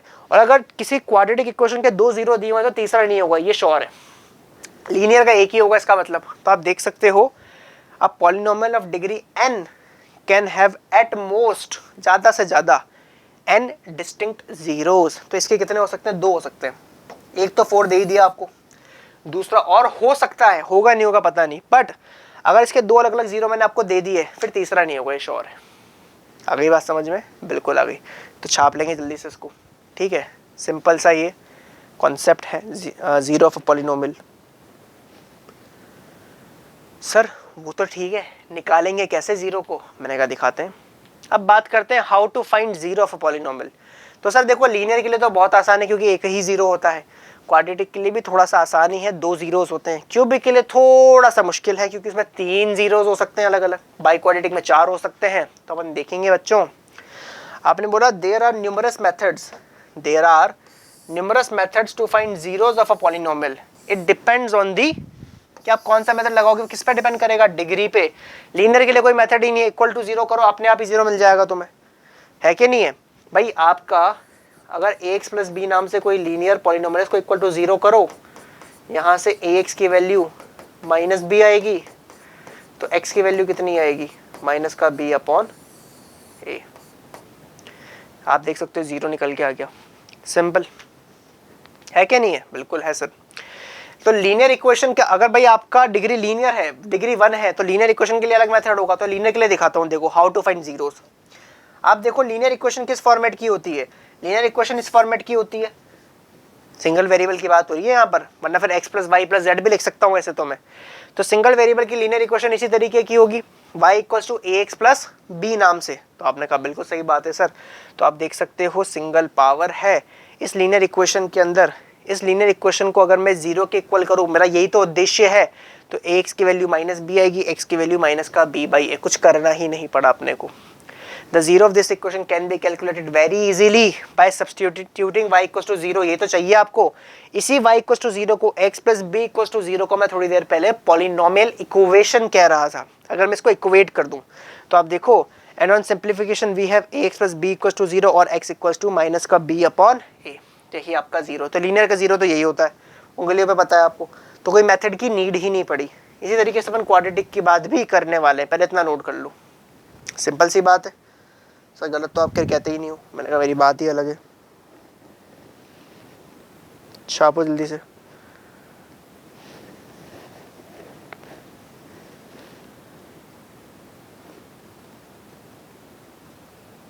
चलिए अब सर अगर क्वाड्रेटिक पॉलिनोमियल है तो मैं भी आगे सिखाऊंगा कि फैक्टराइजेशन से अपन कैसे निकालेंगे, लेकिन अगर क्वाड्रेटिक पॉलिनोमियल है तो क्या करेंगे। मैंने कहा देखो, अगर कोई क्वाड्रेटिक पॉलिनोमियल है तो क्वाड्रेटिक इक्वेशन में होगा। There are two methods to factorize a quadratic equation। दोनों मेथड किस बात पे डिपेंड करते हैं सर। वैसे मेथड तो बहुत सारे हैं, फैक्टराइजेशन में मैं स्प्लिटिंग द मिडिल टर्म की बात कर रहा हूँ, उसमें 2 मेथड है भाई। अगर आपके क्वाड्रेटिक इक्वेशन में जो हाईएस्ट पावर है यानी कि एक्स स्क्वायर वाली टर्म है उसका कोफिशिएंट 1 है तो अलग मेथड है, वरना दूसरा मेथड है। देखो आप, अगर क्वाड्रेटिक इक्वेशन इस फॉर्मेट की है यानी कि यहाँ पर क्या है 1 है, आप देखिए इसमें क्या खास बात है, coefficient of x square equals to 1। तो अगर एक्स स्क्वायर का कोफिशिएंट 1 है तो उस पर्टिकुलर केस में it can be factorized as x plus a into x plus b equals to 0। इसको फैक्टर आप कर सकते हो। आप इसको फैक्टराइज करोगे तो सर अगर 2 नंबर का प्रोडक्ट 0 होता है तो सर या तो एक नंबर 0 या दूसरा 0 या दोनों ही 0 है। तो एक बार एक्स प्लस ए को आप 0 के इक्वल करोगे, एक बार एक्स प्लस बी को करोगे तो x की वैल्यू या तो माइनस ही आएगी या फिर माइनस का b आएगी। तो यही दोनों के दोनों क्या होंगे, जीरोस होंगे। जीरो की स्पेलिंग गलत है यहाँ पर, ZEROES आनी चाहिए मेरे हिसाब से, है ना, जीरोस ऑफ द पॉलिनोमियल। तो आप देख सकते हैं कि सर ये जीरोस ऑफ द पॉलिनोमियल निकालने का एक तरीका है। बट सर फैक्टराइज हुई नहीं तो ये तो आपने क्या लिखा हुआ है, आपने कांस्टेंट टर्म को 2 नंबर का प्रोडक्ट लिखा हुआ है और बीच वाली टर्म को 2 नंबर का सम लिखा हुआ है। मैंने कहा होता ही है ये स्प्लिटिंग द मिडिल टर्म के अंदर। तो अगर इतनी आसानी से स्प्लिटिंग हो जाती है तो आप कर लो, नहीं होती तो फिर क्वाड्रेटिक फॉर्मूला होता है जो कि आपकी क्लास के चैप्टर नंबर 4 क्वाड्रेटिक इक्वेशन में आपने पढ़ा है, जहां पर क्वाड्रेटिक फॉर्मूला किसे कहते हैं अपन, श्रीधराचार्य फॉर्मूला को। यहाँ पर आता है for ax square plus B x plus c equals to 0 comma x क्या होता है minus b plus minus under root of b square minus 4ac upon 2 है। सिंपल। आपने कहा सर आप गलत कराते ही नहीं हो कभी, यही बात है। तो and for quadratic equation of the form A square plus B x plus C, यहाँ पर क्या है, यहाँ पर एक्स स्क्वायर का कोफिशिएंट कुछ है, यहाँ पर एक्स स्क्वायर का कोफिशिएंट 1 नहीं है, which can not be factorize. The zeros can be calculated using the formula method using the quadratic formula. Sir quadratic formula कौन सा वाला सर, इस केस में भी फैक्टराइजेशन पॉसिबल होता है, मैं भी आके दिखाऊंगा। लेकिन अगर नहीं होता है, इसमें लिखा है which can not be factorize, मतलब इस तरीके से ये स्प्लिटिंग द मिडिल टर्म नहीं सिखा रहा हूँ, कंफ्यूज मत होना कि सर आप क्या कर रहे हो, मैं आपको सिर्फ बेसिक बता रहा हूँ कि भाई क्वाड्रेटिक के भी जीरो निकालने के तरीके हैं। इस तरीके का तो आप स्प्लिटिंग द मिडिल टर्म से कर ही सकते हो। कई बार तो यही स्प्लिट नहीं होता इतनी आसानी से, इसी में फॉर्मूला लगाना पड़ जाता है। वैसे ही कई बार ये बड़ी आसानी से स्प्लिट हो जाता है मिडिल टर्म के माध्यम से, पर कई बार नहीं होता। तो दोनों ही केस में ये तो ब्रह्मास्त्र है, ये चलेगा। आगे बात समझ में, तो मैं आपको ये दिखाना चाह रहा हूँ कि क्वाड्रेटिक के भी रूट्स निकालने के तरीके हैं हमारे पास। छाप लो जल्दी से, ठीक है, अभी मैं आगे निकाल के बता दूंगा। चलिए अब बात करते हैं थोड़ा सा आपकी किताब के टॉपिक की, जो कि है geometrical meaning of zero of a polynomial. भाई एल्जेब्रिक तो आपने देख लिया कि सर किसी भी पॉलिनोमियल का जीरो क्या होता है, वह वैल्यू जिस पे आपका पॉलिनोमियल खुद ही ढेर हो जाता है, जीरो हो जाता है, उसको कहते हैं zero of a polynomial. Sir geometrical meaning क्या है? ज्योमेट्रिकल मीनिंग का सीधा सा मतलब है कि सर जो आपका जो जीरो है वो ग्राफ पे कैसा दिखता है, ये ग्राफ पे जाके वो कैसा बिहेव करता है। तो समझेंगे sir, graphically the zeros of the polynomial, graphically the zeros of the polynomial are the points where graph of y equals to fx cuts the x axis। दिमाग लगा के देखो ना यार, तुम्हारा y equals to fx है, तो तुम x की कोई वैल्यू ढूंढ रहे हो, x की वैल्यू के जहां पर y जीरो हो जाए। y कहां जीरो होता है? x एक्सिस पे। तो तुम x एक्सिस पर ही कोई पॉइंट ढूंढ रहे हो जिसपे तुम्हारा y जीरो हो जाए। तो जितनी बार तुम्हारा ग्राफ x एक्सिस को कट कर रहा है, वो पॉइंट वही तो होगा जहां कुछ x तो मिलेगा लेकिन y जीरो मिलेगा। सीधी सी बात है ना यार। तो आपने कहा कि सर जैसे कि लीनियर में क्या होता है, लीनियर एक्सप्रेशंस, लीनियर इक्वेशन का जो ग्राफ होता है वो एक लाइन होता है, क्वाड्रेटिक इक्वेशन का कर्व होता है, इसको बेसिकली पैराबोला बोलते हैं। क्वाड्रेटिक के लिए, क्वाड्रेटिक के कर्व को पैराबोला बोलते हैं। And a higher degree polynomial represents a curve with uneven bends, मतलब ऐसे ऐसे ऐसे, तो अनइवन बेंड्स चल रहे होते हैं। तो आप देख सकते हो, a linear expression represents a line, a quadratic equation represents a curve, and a higher degree polynomial represents a curve with uneven bends। ऐसे ऐसे ऐसे ऐसे चल रहा होता है। तो सर ये बैंड जितनी बार भी एक्स एक्सिस को कट करेंगे उतने जीरोस मिलेंगे।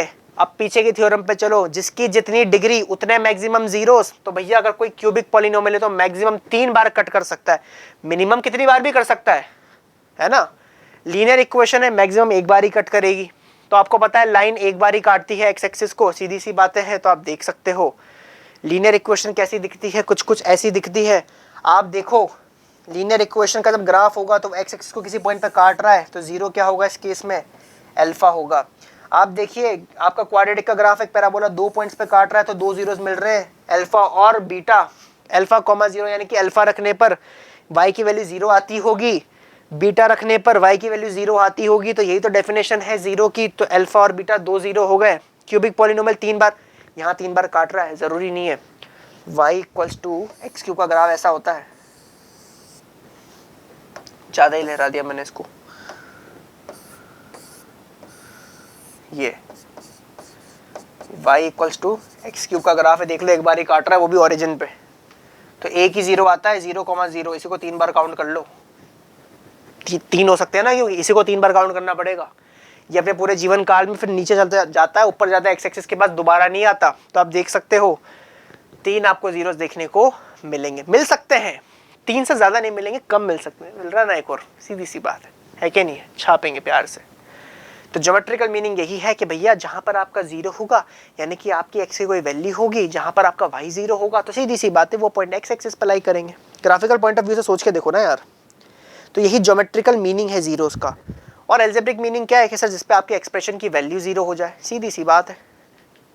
चलिए, तो आप कह सकते हो sir zeros of a polynomial can be found, जैसे अपन ने अभी क्या करके देखा था, स्प्लिटिंग द मिडिल टर्म फलाना निकालना, आप ग्राफ से भी निकाल सकते हो। Zeros of a polynomial can be found from a graph by observing the points where the graph line cuts the x axis. जितने पॉइंट पे काटेंगे उतना होगा, उस पॉइंट का एक्स कोऑर्डिनेट आपका जीरो होगा, वाई तो ऑब्वियसली जीरो ही मिलेगा। जिस भी पॉइंट पे एक्स एक्सिस को काटेंगे उसके 2 कोऑर्डिनेट होंगे ना, ऑर्डिनेट एब्सिसा। तो आप देखेंगे जो आपका एक्स कोऑर्डिनेट होगा वही क्या होगा आपका जीरो। बाकी आपका जो वाई कोऑर्डिनेट है, सॉरी एक्स कोऑर्डिनेट जो होगा वो आपका जीरो होगा, इक्वेशन का जीरो, और वाई कोऑर्डिनेट तो इटसेल्फ न्यूमेरिकली जीरो होगा, है ना। इसमें टर्मिनोलॉजी में डिफरेंस आ सकता है, रूट बोल लो उसको आप। तो एक्स कोऑर्डिनेट को रूट बोलेंगे और वाई तो आपका जीरो होगा, सीधी सी बात है। तो द एक्स कोऑर्डिनेट देखो ये रहा, the x coordinates of the points where the graph cuts the x axis are the zeros of the polynomial। Example देख लो, अगर आपका ग्राफ ऐसा है और ये कुछ a comma obviously zero type का पॉइंट होगा, ये b कॉमा जीरो होगा, तो जीरोस क्या होंगे a comma b, x coordinate zero होते हैं। ठीक है, तो आपका मतलब जो भी जिस भी इक्वेशन का ग्राफ है उसमें a रखने पर आपका एक्सप्रेशन जीरो हो जाता होगा और b रखने पर भी जीरो हो जाता होगा। ऐसा बना है, छाप लेंगे जल्दी से। ठीक है,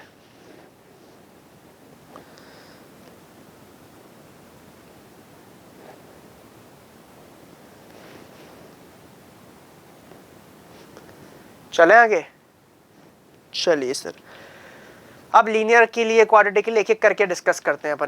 तो सर अगर मैं लीनियर के लिए बात करूं तो आप देख सकते हो कोई भी लीनियर इक्वेशन ले लो रैंडम सी, आपको पता है लीनियर इक्वेशन की डिग्री 1 होती है, उसका ग्राफ हमेशा लाइन होता है। कक्षा 9वीं में भी देख के आए हैं, नहीं पता तो मैं फिर बता देता हूँ। Graph of a linear equation y = 2x + 3 is always a line. तो आप कैसे इसकी लाइन बनाओगे, ऐसे डिब्बा बना के आप इसकी लाइन बना सकते हो ना, ऐसे ये बना के। 2 पॉइंट चाहिए होते हैं, x0 पे आप देख सकते हो y3 आ रहा है, फिर y की वैल्यू 1 रख देता हूँ। ठीक है, तो 1 की वजह यहाँ पर -2 तो x की वैल्यू -1 आएगी, देख सकते हो आप, है कि नहीं है। आपका ग्राफ ऐसा दिखेगा, देख लो -1,2 से -1,-2 से पास हो रही है, सॉरी x की वैल्यू -1 पे y की वैल्यू -1 आ रही है, देख सकते हो आप। x की वैल्यू -1 पे y की वैल्यू भी -1 आ रही है नहीं आ रही है, आपने कहा बिल्कुल आ रही है सर। सॉरी x की वैल्यू -1 पे y की वैल्यू 1 आ रही है, वो तो दिख ही रहा है, और x की वैल्यू 0 पे y की वैल्यू 3 आ रही है। तो आप देख सकते हो x 0 रखने पर y 3 आता है, तो सर x की वैल्यू 0 कहाँ पर होगी, y एक्सिस पे, तो ये देख सकते हो 0,3 है, और ये रहा वो पॉइंट -1,1। तो आपका ग्राफ बना सकते हो इन दोनों पॉइंट्स को जोड़ते हुए। आपने कहा सर बना देंगे, तो यही ग्राफ आपका लाइन होगा। अब ये लाइन जो आपकी बन चुकी है, आप गौर से देखो ये x एक्सिस को कहाँ कट कर रही है, ये कर रही है -3/2, 0 पे। तो इस टाइम पे x कोऑर्डिनेट कौन है, -3/2, वही इसका 0 है। रख के भी देख लो, -3/2 रखने में एक्सप्रेशन 0 आ रहा है। The straight line intersects the x axis at -3/2, 0। आपने तो निकाली भी नहीं थी वो वैल्यू, फिर भी आ गई ना ग्राफ की मदद से। आपने ग्राफ बनाया, ग्राफ से निकाल लो। Therefore -3/2 is the zero of the polynomial y = 2x + 3। छाप लेंगे बड़े ही प्रेम के साथ। ठीक है, वैसे ग्राफ से भी निकाल सकते हो आप।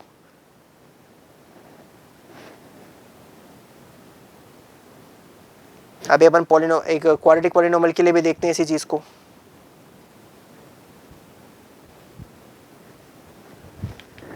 चलिए सर, अगर एक क्वाड्रेटिक पॉलिनोमियल की बात करूं, जैसे कि x² - 3x - 4, अब इसमें देखो क्या मल्टीपल पॉइंट्स लेने पड़ते हैं क्योंकि ये फ्री हैंड ग्राफ बनता है, पैराबोलिक शेप है। बट मैं इसका ग्राफ अगर आपको दे देता हूँ कंप्यूटर से बना के बाय डिफॉल्ट, तो ये ग्राफ कुछ ऐसा दिखेगा। ठीक है, आप देख लो इसका हर पॉइंट सेटिस्फाई कर रहा है। -2,6 रख के देख लो, -2 रखोगे तो 6 आएगा, आपने कहा आ गया। अब जब आपने ग्राफ बनाया तो आप देख सकते हो ये 2 पॉइंट पे कट कर रहा है x एक्सिस को। पहला तो है -1,0, दूसरा है 4,0। तो -1,0, 4,0, 2 पॉइंट मिल गए, दोनों के x कोऑर्डिनेट जो भी होंगे वही जीरोस होंगे, देख लो आप। आपने कहा sir graph of the equation ये रहा। We can observe that the 2 zeros of the polynomial this are -1 and 4। आप देख सकते हैं ये और ये -1 और 4 x कोऑर्डिनेट है। ये ज्योमेट्रिकल मीनिंग है जीरोस का। जहां पर भी किसी भी कर्व की बात कर लो तुम, बस इतना ध्यान रखो जिसकी डिग्री जितनी है उतने मैक्सिमम मिल सकते हैं, उतने मिलेंगे नहीं मिलेंगे इसकी श्योरिटी नहीं है। यहाँ पे दिखाऊंगा अभी भाई, अभी तुम्हें 2 दिख रहे हैं ना, ऐसे बोला भी होते हैं जहां पर भाई एक भी नहीं मिलता, मैक्सिमम 2 मिल सकते हैं। उतारो, देखो मैं दिखाता हूँ, अभी तीनों केसेस दिखाता हूँ।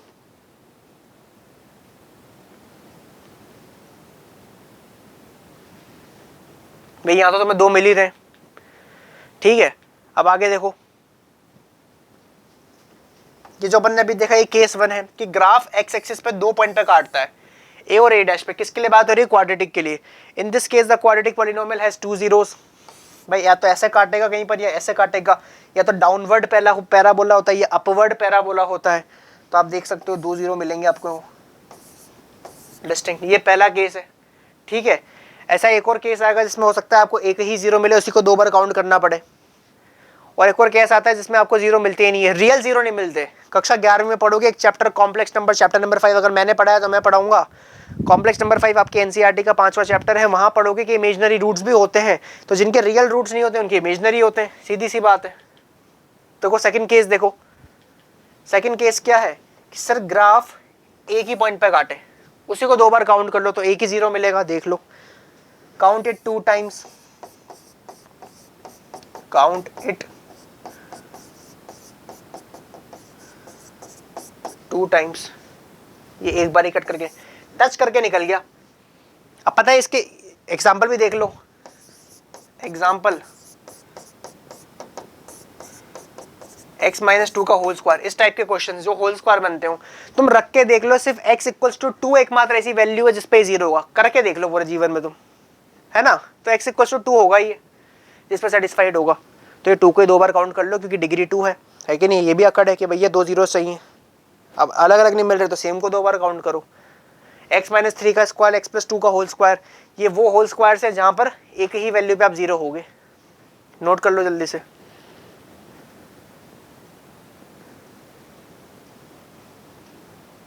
हो गया,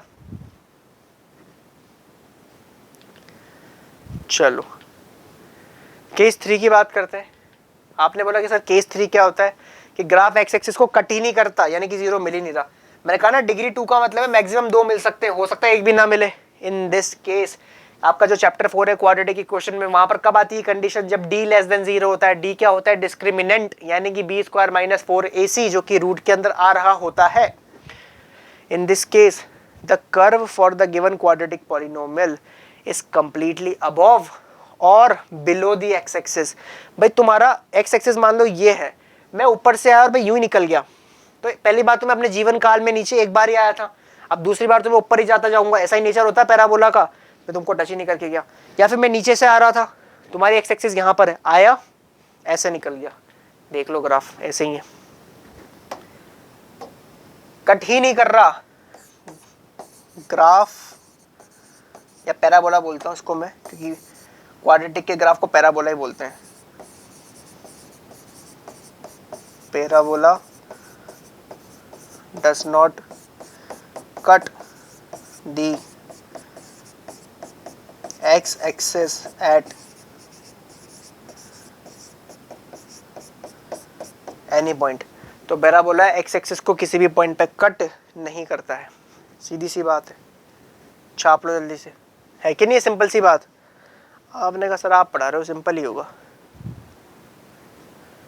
तो in this case the curve for the given quadratic polynomial is completely above और below the x axis, so the quadratic polynomial has no zero in this case.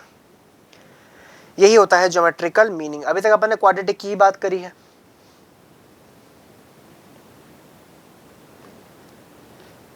चलो इस पे क्वेश्चन कराता हूं, तुम्हारी एनसीईआरटी का ही क्वेश्चन है। Find the number of zeros. Her graph में नंबर ऑफ जीरोस निकालो। सर कुछ इक्वेशन वगैरह कुछ नहीं दी, मैंने कहा तुम तो बेसिक थ्योरी याद रखो। Number of zeros equals to 0। कोई जीरो है ही नहीं क्योंकि graph does not cut x axis. मैं लिख सकता हूं reason, because graph does not cut x axis. ठीक है, उसी प्रकार से यहां पर देखो एक ही जीरो होगा। ठीक है, आप लिखोगे number of zeros equals to 1। Logic लगाने की जरूरत है कि ग्राफ एक ही पॉइंट पे काट रहा है एक्स एक्सिस को। यहां पर देखो ग्राफ कितने पॉइंट पे काट रहा है, 1 2 3। क्या लिखोगे, number of zero is equals to 3। यहां देखो ग्राफ 2 पॉइंट पे कट कर रहा है कि नहीं है, 1 और 2। तो यहां क्या होगा,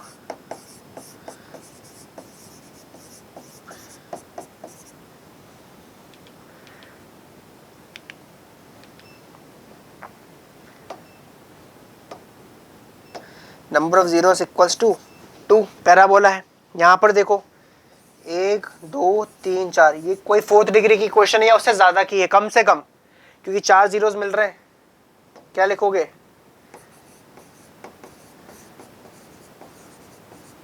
number of zeros equals to 4। सीधी सी बात है। यहां क्या लिखोगे बच्चों, 1 2 3 आप यहाँ पर लिखोगे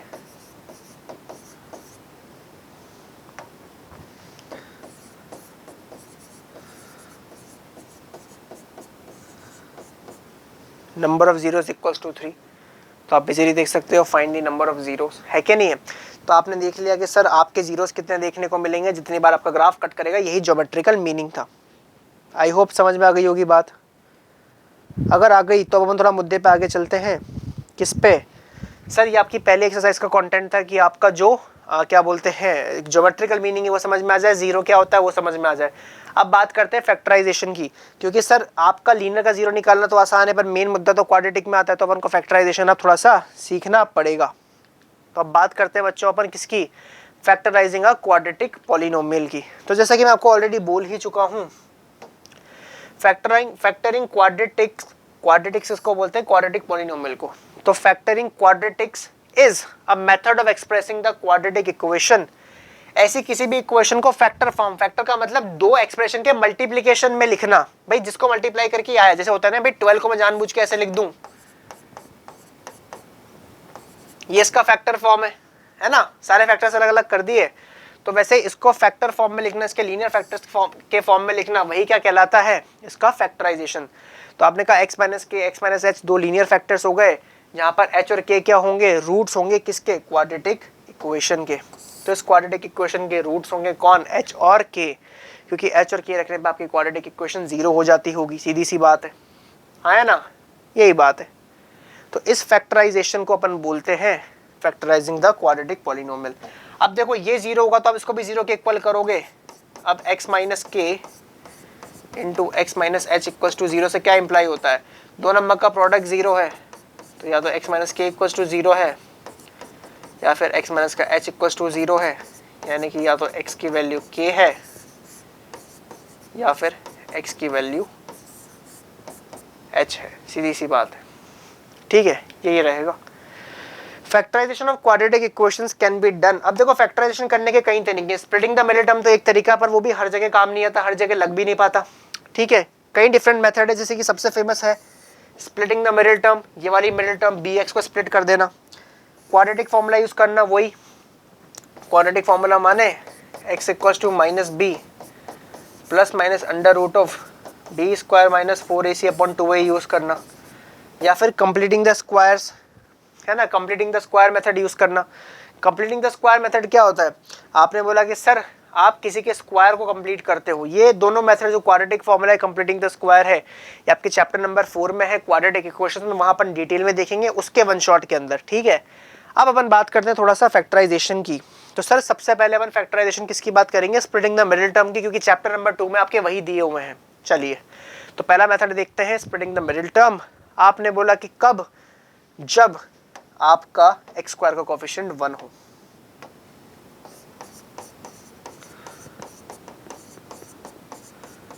जब कोएफिशिएंट ऑफ एक्स स्क्वायर कितना हो, 1 हो, तब अपन कैसे करेंगे इसका फैक्टराइजेशन, वो अपने को देखना है, ठीक है।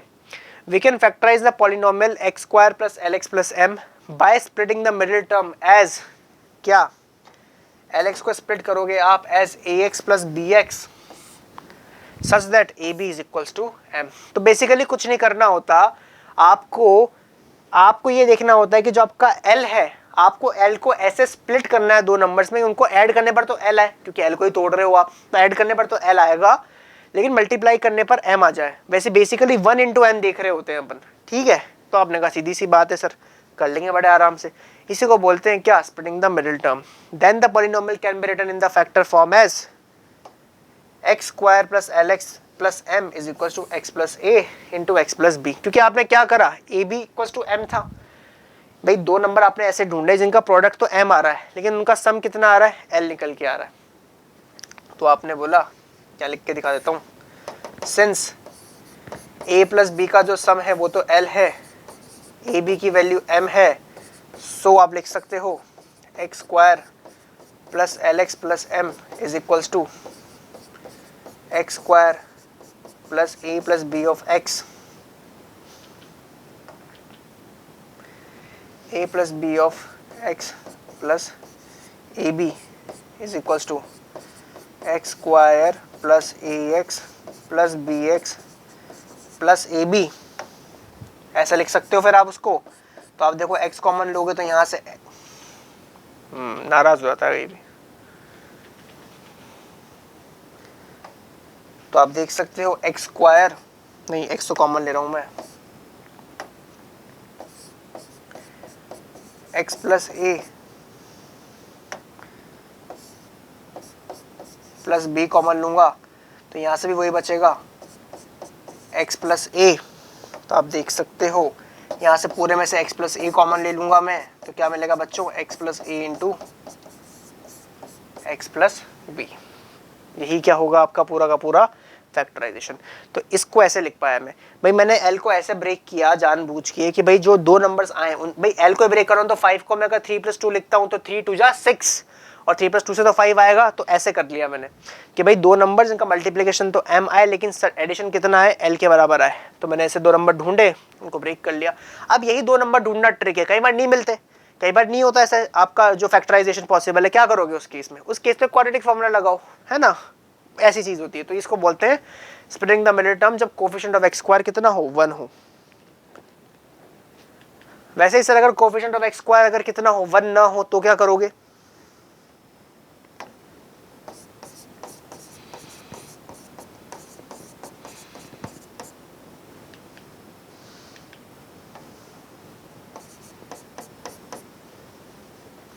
इस केस में क्या करें, वापस से वही काम करना है।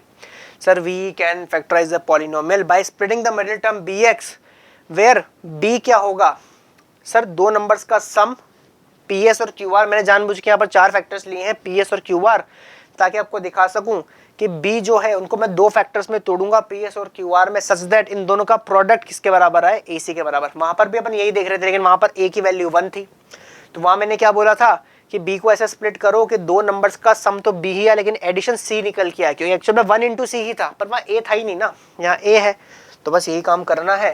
तो इनमें कंफ्यूज मत हो जाना कि PS QR क्या है, ये सिर्फ इसलिए है ताकि आप प्रोडक्ट को समझ सको। तो आप देखो therefore to factorize this we have to write b as a sum of 2 numbers जिनका प्रोडक्ट क्या हो, AC। और b का ही स्प्लिट कर रहे हो तो वापस ऐड करने पर तो b आना ही चाहिए। पर आप जैसे 5 को लिखने का तरीका तो 4 + 1 भी है कि नहीं है। भाई 5 को ब्रेक करना हो मुझे तो मैं 4 + 1 में भी कर सकता हूँ, पर 4 × 1 से प्लस का 4 आएगा। क्या मुझे वो चाहिए, सोच के देखो फिर आप।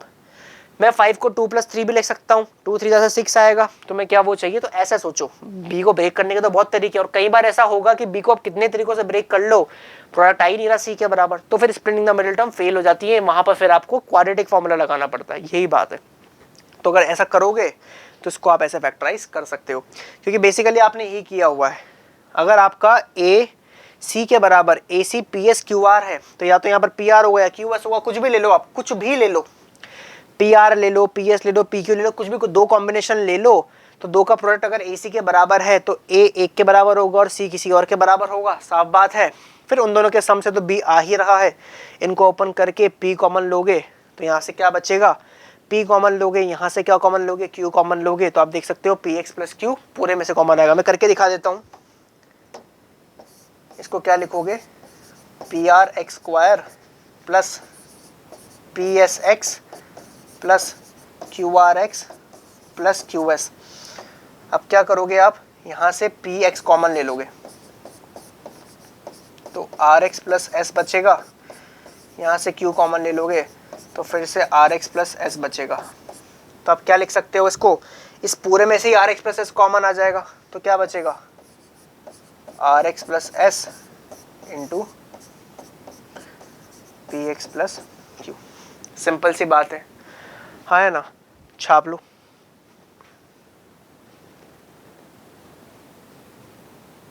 तो यही आपका क्या है बच्चों, फैक्टराइजेशन है। आपने कहा बिल्कुल सही कह रहे हो सर। एक क्वेश्चन करके दिखाऊं इसके ऊपर, कर देते हैं चलो। जैसे इस क्वेश्चन को देखो, अभी पहली टाइप का, इसमें x स्क्वायर का कोएफिशिएंट क्या है, 1 है। तो आप देखिएगा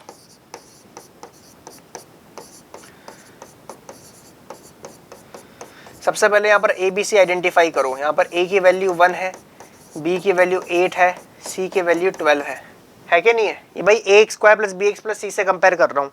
तो यहाँ पर मैं AC की वैल्यू निकालता हूँ। सो AC की वैल्यू 12 है कि नहीं है। अब आपको दो नंबर ऐसे ढूंढने जिनका प्रोडक्ट तो 12 हो लेकिन सम 8 हो, तो आपने बोला क्लियरली 2 + 6 की वैल्यू 8 आती है और 2 × 6 की वैल्यू 12 भी आती है। तो 8 स्प्लिट हो गया, तो आप क्या लिखोगे, this implies that x² + 8x + 12 = 2। क्या होगा, आपने कहा कि सर x² प्लस में 8 को 2 + 6, आप 7 + 1 भी लिख सकते हो लेकिन उससे फायदा नहीं मिल रहा, इससे मिल रहा है। तो आपने क्या करा, इसको लिखा x²। अब आपकी इच्छा, आप 2x को पहले लिखो, 6x को लिखो, कोई दिक्कत नहीं है। उल्टा भी कर दोगे तब भी सेम जीरोस आएंगे, कोई समस्या वाली बात नहीं है। x कॉमन ले लोगे तो यहाँ से x + 2 बचेगा, यहाँ से प्लस का 6 कॉमन लोगे तो x में से तो 6 बाहर चला गया, 6 × 2 = 12 होता है, तो यहाँ 2 रह जाएगा। क्रॉस मल्टीप्लाई करके देख भी लो, सेम आ रहा है। अगर यहाँ अलग अलग चीज़ें आ रही हैं तो आपकी स्प्लिटिंग गलत हो रही है, यहाँ सेम आएगा, वरना थ्रू आउट कॉमन ही नहीं आ पाएगा। अब x + 2 पूरे में से कॉमन ले लूँ तो यहाँ x + 6 आएगा, ये फैक्टराइज हो गया। सो अब इनको 0 के इक्वल करोगे तो आपको 0 मिल जाएंगे। Now x + 2 × x + 6 = 0 implies that या तो x + 2 0 है या फिर x + 6 0 है। ठीक है, इसका मतलब या तो x = -2 होगा या फिर x = -6 होगा। आ गए जीरोस।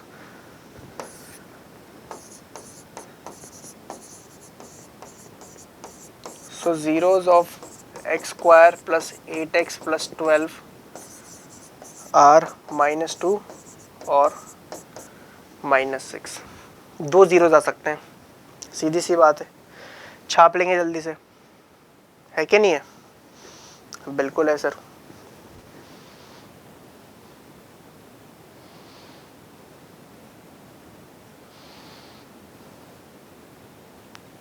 चलिए, अगर अब नोट हो गया तो अब अपन एक चैप्टर की, अब इस चैप्टर में दो बातें थी, अपन ने समझ ली, जीरोस पढ़ लिया, फैक्टराइजेशन देख लिया, ज्योमेट्रिकल मीनिंग देख लिया। अब इस चैप्टर का एक बहुत बड़ा सेगमेंट है कोफिशिएंट्स और जीरोस के बीच में रिलेशनशिप।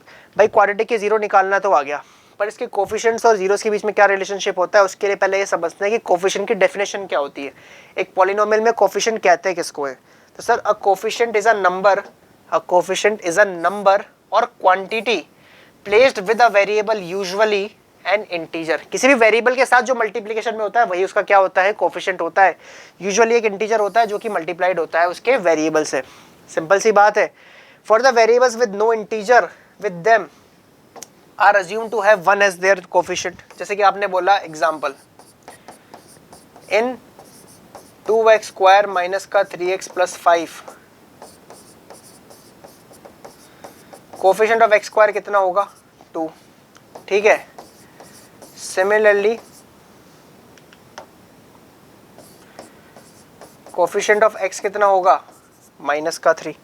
तो आप देख सकते हो x² का कोफिशिएंट 2 हो गया, x का कोफिशिएंट -3 हो गया, ये देख सकते हो। अब आप मान लो अगर यहाँ पर 2 नहीं होता तो उस केस में x² का कोफिशिएंट 1 मान लेते हैं अपन, सीधी सी बात है, कुछ नहीं है तो 1 मल्टीप्लाइड है कि नहीं है। यही कोफिशिएंट की आपकी क्या है, डेफिनेशन है। अ कोफिशिएंट कैन बी पॉजिटिव और नेगेटिव। जैसा कि मैंने कहा था कि पॉलिनोमियल्स के लिए पॉजिटिव नेगेटिव सब चलेगा लेकिन रियल होने चाहिए। पॉजिटिव हो, नेगेटिव हो, रूट में हो, रैशनल हो, इरेशनल हो, लेकिन रियल भी हो सकता है, इमेजिनरी भी हो सकता है, और in the form of decimals और फ्रैक्शंस भी हो सकता है, कुछ भी हो सकता है कोफिशिएंट। लेकिन अगर आपका कोफिशिएंट इमेजिनरी है तो हम उसको पॉलिनोमियल नहीं बोलेंगे। भाई एक्सप्रेशन में तो हो सकता है ना कुछ भी, सीधी सी बात है। तो हम उसको आपके रियल पॉलिनोमियल के लिए आपके कोफिशिएंट्स भी रियल नंबर होने चाहिए। इमेजिनरी हो सकता है बट हम फिर उसको पॉलिनोमियल में काउंट नहीं करेंगे। आ गई बात समझ में? बिल्कुल आ गई। आप देखो इसका भी एग्जांपल देख लो। Example, in x² + 8x + 9 coefficient of x² = 1। Simple. तो x² का कोफिशिएंट क्या होगा बच्चों, 1 होगा। नोट कर लेंगे जल्दी से। तो ये है क्या, definition of coefficients of a polynomial.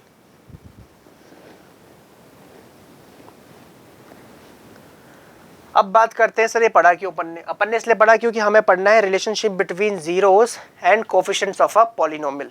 तो भाई किसी भी पॉलिनोमियल के जीरो में और कोफिशिएंट में रिलेशनशिप होती है। जैसे आप देखो लीनियर के केस में भी क्या होता है, आपने कहा कि सर ax + b जो है इसका ज़ीरो क्या होता है, माइनस का b बाई है, यही निकला था।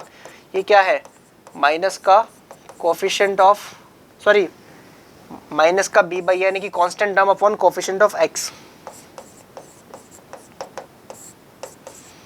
आया नहीं आया? तो ये सर ये इत्तेफाक नहीं है, हमेशा होता है। सारे पॉलिनोमियल्स के कोफिशिएंट्स और जीरोस में ऐसे रिलेशनशिप निकल के आता है। लीनियर पॉलिनोमियल के लिए क्या होता है, जीरो ऑफ अ पॉलिनोमियल जो है वो माइनस बी अपॉन ए होता है। आप देख लो वही क्या होता है, minus of constant term upon coefficient of x. तो ये लीनियर के लिए हमेशा होगा, किसी भी लीनियर पॉलिनोमियल के लिए। आप देख सकते हो example for 5x plus 8 comma 0 equals to क्या होगा, minus of constant term upon coefficient of x यानी कि माइनस का 8 अपॉन 5। निकाल के देख लो, जीरो ये निकल के आएगा इक्वल टू 0 करके। तो माइनस का 8 अपॉन 5 क्या निकल के आया, आपने बोला कि सर लीनियर पॉलिनोमियल के लिए जीरो और आपने बोला कोफिशिएंट्स के बीच में रिलेशन। तो वैसे क्वाड्रेटिक में भी एग्जिस्ट करता है, ठीक है, मैं प्रूफ भी करवाऊंगा अभी। आपने बोला क्वाड्रेटिक पॉलिनोमियल में भी ऐसा होता है, x square plus B x plus C अगर आपका क्वाड्रेटिक पॉलिनोमियल है तो मान लो इसके जो रूट्स है वो क्या है, अल्फा और बीटा। लेट जीरोस या फिर रूट्स भी, let zeros be alpha and beta. Then आप देख सकते हो सम ऑफ जीरोस यानी कि अल्फा प्लस बीटा और प्रोडक्ट ऑफ जीरोस यानी कि अल्फा इंटू बीटा क्या होगा। तो इसके जो भी दो जीरोस हो सकते हैं उनका सम हमेशा माइनस बी अपॉन ए आएगा, यानी कि coefficient of x upon coefficient of x square का नेगेटिव। फिर आप देख सकते हो product of zero c upon a आएगा, यानी कि constant term upon coefficient of x square. तो आपने बहुत जगह पढ़ा होगा alpha plus beta equals to minus का b upon a alpha into beta c upon a, वो यहाँ से निकल के आता है। तो ये रिलेशनशिप है, अपन प्रूफ भी कर सकते हैं इसको, बड़ी सिंपल सी रिलेशनशिप होती है। करेगा प्रूफ? आपने कहा कर दो सर। तो देखो भाई, आप देखिए let alpha and beta be the two zeros of polynomial this. तो ये किसी पॉलिनोमियल के दो जीरोस हो सकते हैं? आपने कहा बिल्कुल हो सकते हैं। तो सर अगर इस पॉलिनोमियल के लिए अल्फा और बीटा दो जो आपने मान लिए, तो आपकी जो 9th क्लास की फैक्टर थ्योरम थी वो क्या कहती है कि इसको इनके फैक्टर्स के रूप में लिखा जा सकता है। अगर x इक्वल्स टू अल्फा आपका रूट है या जीरो है तो x माइनस अल्फा आपका फैक्टर होगा। ये फैक्टर थ्योरम पढ़ के आए क्लास 9th में हम। फिर रिकॉल करा दूं, अगर x इक्वल्स टू अल्फा आपका जीरो या रूट है तो x माइनस अल्फा आपका फैक्टर होगा। उसी तरीके से x माइनस बीटा भी आपका फैक्टर है, दोनों ही आपके फैक्टर है, तो दोनों का प्रोडक्ट भी आपका फैक्टर है। अगर 2 12 का फैक्टर है और 3 भी 12 का फैक्टर है तो 2 3 या 6 भी क्या होगा, 12 का फैक्टर होगा। वही काम किया है हमने। मान लिया कि सर अगर ये दोनों फैक्टर है तो उनका k टाइम्स भी आपका फैक्टर होगा। क्यों? क्योंकि बच्चों यहाँ पर x स्क्वायर का कोफिशिएंट a है और वो हमारे पास नहीं दिया हुआ है। सॉरी, अगर आप इन दोनों को मल्टीप्लाई करोगे तो आप देखना आपको x स्क्वायर वाली टर्म देखने को मिलेगी, यानी कि x स्क्वायर का कोफिशिएंट 1 मिलेगा। तो उसको a लाने के लिए अपने को क्या करना है, k से मल्टीप्लाई करना पड़ेगा। तो k कोई भी कांस्टेंट है, तो कंफ्यूज मत होना। मैं एग्जांपल दिखा देता हूँ फिर भी कि सर इसमें उनको बताना इसमें क्या डिफरेंस है।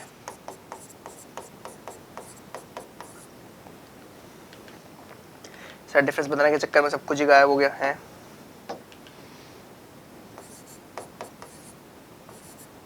तो आपने बोला 2x square plus 2x plus 2, तो आप देख सकते हो 2 से मल्टीप्लाई करने पर क्या मिलेगा, 2x square plus 2x plus 2 मिलेगा इक्वल्स टू 0। तो आप देख सकते हैं यही क्या होगा। ओहो, नाराज हो गया। तो आपने बोला कि सर इन दोनों में कुछ नहीं करा, आपने इसको k से मल्टीप्लाई कर दिया। तो बच्चों मुझे एक बार बताओ, मैं वापस से k कॉमन ले लूं तो अगर मैं एक 2 कॉमन ले लूंगा तो 2 इंटू समथिंग 0 है, तो 2 तो 0 होगा नहीं, यही 0 निकल के आएगा।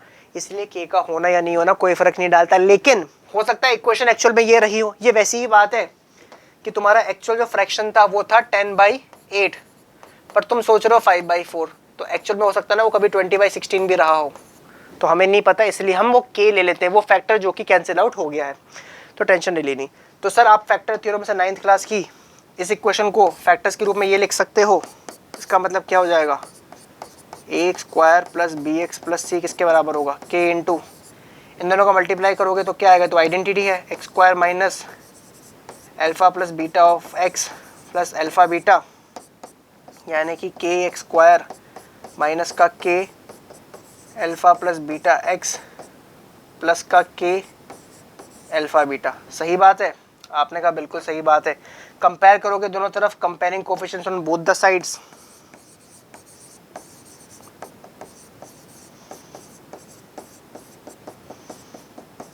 कंपेयरिंग कोफिशिएंट्स ऑन, अगर दोनों तरफ कंपेयर करोगे तो क्या देखने को मिलेगा आपको? आपने कहा कि सर ए एक्स स्क्वायर के एक्स स्क्वायर के बराबर है, तो ए के बराबर होगा, यानी कि के की वैल्यू आ गई ए। फिर आप देखो बी किसके बराबर होगा? माइनस के टाइम्स अल्फा प्लस बीटा के। भाई एक्स तो एक्स से हट गया, तो बी किसके बराबर होगा? इसके। तो सर यहाँ से अल्फा प्लस बीटा किसके बराबर निकल के आएगा? माइनस का बी अपॉन के। लेकिन के की वैल्यू आपने ए निकाल ली, तो अल्फा प्लस बीटा क्या आया? माइनस का बी अपॉन ए। ये हो गया पहला पार्ट आपका। प्रूफ के सम ऑफ रूट्स क्या होता है? माइनस का बी अपॉन ए होता है। और उसी प्रकार से के अल्फा बीटा किसके बराबर आएगा? आपने बोला सी के, तो यहाँ से अल्फा इंटू बीटा किसके बराबर आया? सी अपॉन के। तो यहाँ से अल्फा इंटू बीटा किसके बराबर आएगा? सी अपॉन ए के। देख सकते हो आप। तो यू कैन इजीली सी के भाई जीरोस के बीच में और कोफिशिएंट्स के बीच में क्या रिलेशन निकल के आता है। ये अपन ने क्या देखा बच्चों? यहाँ पर प्रूफ भी देख लिया। ऐसे में क्यूबिक के लिए भी कर सकता हूँ, मैं क्यूब के लिए आपको डायरेक्टली लिखवाऊंगा, बट आप उसके लिए भी कर सकते हो। वहाँ पर K into x minus alpha, X minus beta, X minus gamma, क्योंकि 3 रूट्स होते हैं वो आ जाएंगे। तो sum of roots, sum of product of roots taken 2 at a time, और प्रोडक्ट ऑफ रूट्स तीनों आप निकाल पाओगे। छाप लो जल्दी से। ठीक है, आपने कहा बिल्कुल ठीक है सर।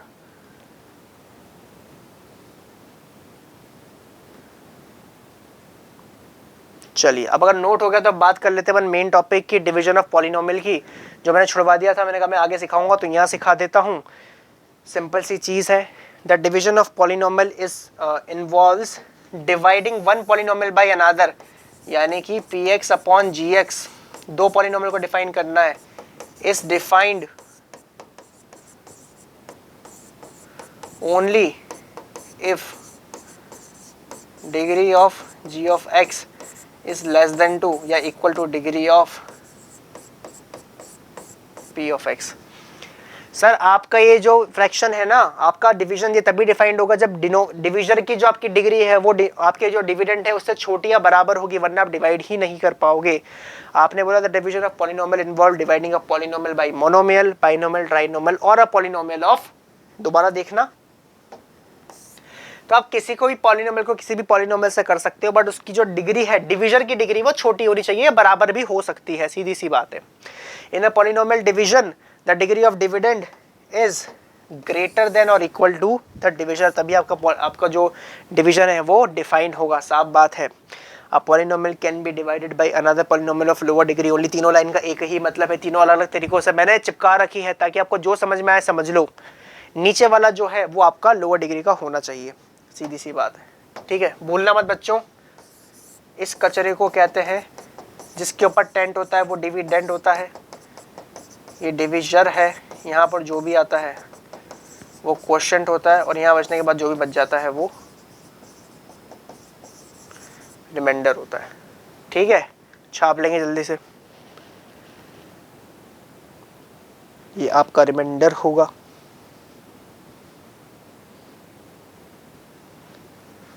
अब इसको समझने से पहले अपन को समझना पड़ेगा कि डिवीजन एल्गोरिथम नाम से कोई चिड़िया होती है। क्या होता है डिवीजन एल्गोरिथम? छोटी क्लासेस में देखा था, dividend equals to division into quotient plus remainder, जिससे आप मिक्स फ्रैक्शन सॉल्व करते हो। Division algorithm says that when a number a is divided by another number b, it gives the quotient to be q and the remainder to be r, then a is equals to bq plus r, यानी कि dividend is equals to divisor, कहाँ? Divisor into quotient plus reminder. और आपको पता ही है reminder जो है वो या तो 0 होगा या 0 से बड़ा होके डिविजर से छोटा ही होगा। दिमाग लगाओ ना, अगर मैं 42 को डिवाइड करता हूँ 41 को 9 से, तो 9 5 जा नहीं 9 4 जा 36 तक जाएगा। बताओ, तो 9 4 जा 36 होगा, आपका 5 बचेगा। आप देख सकते हो, आपने कहा सीधी सी बात है। तो जो रिमाइंडर है वो क्या हो सकता है? सर अगर ये 45 होता तो रिमाइंडर 9 5 जा 45 0 होता, और अगर ये कितना होता, ये 44 तक होता तो आपका रिमाइंडर 8 तक आता, लेकिन आपका रिमाइंडर कभी भी 9 नहीं आएगा, क्योंकि अगर रिमाइंडर 9 आ जाता तो ये एक बार और डिवाइड नहीं हो जाता, सीधी सी बात है।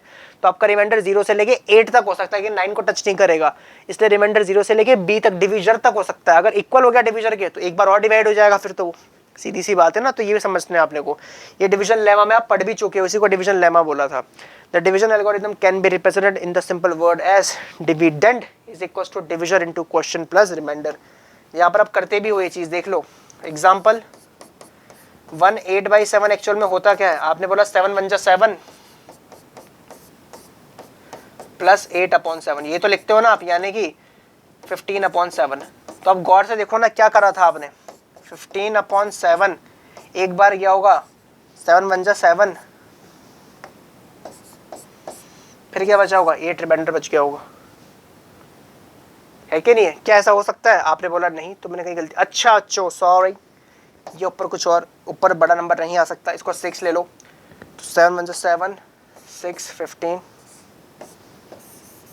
ऐसे कर लेंगे, तो आप देखिए 6 होगा तो ये हो जाएगा 13 को डिवाइड करोगे तो 1 टाइम जाएगा 7 से, 6 आपका रिमाइंडर बचेगा।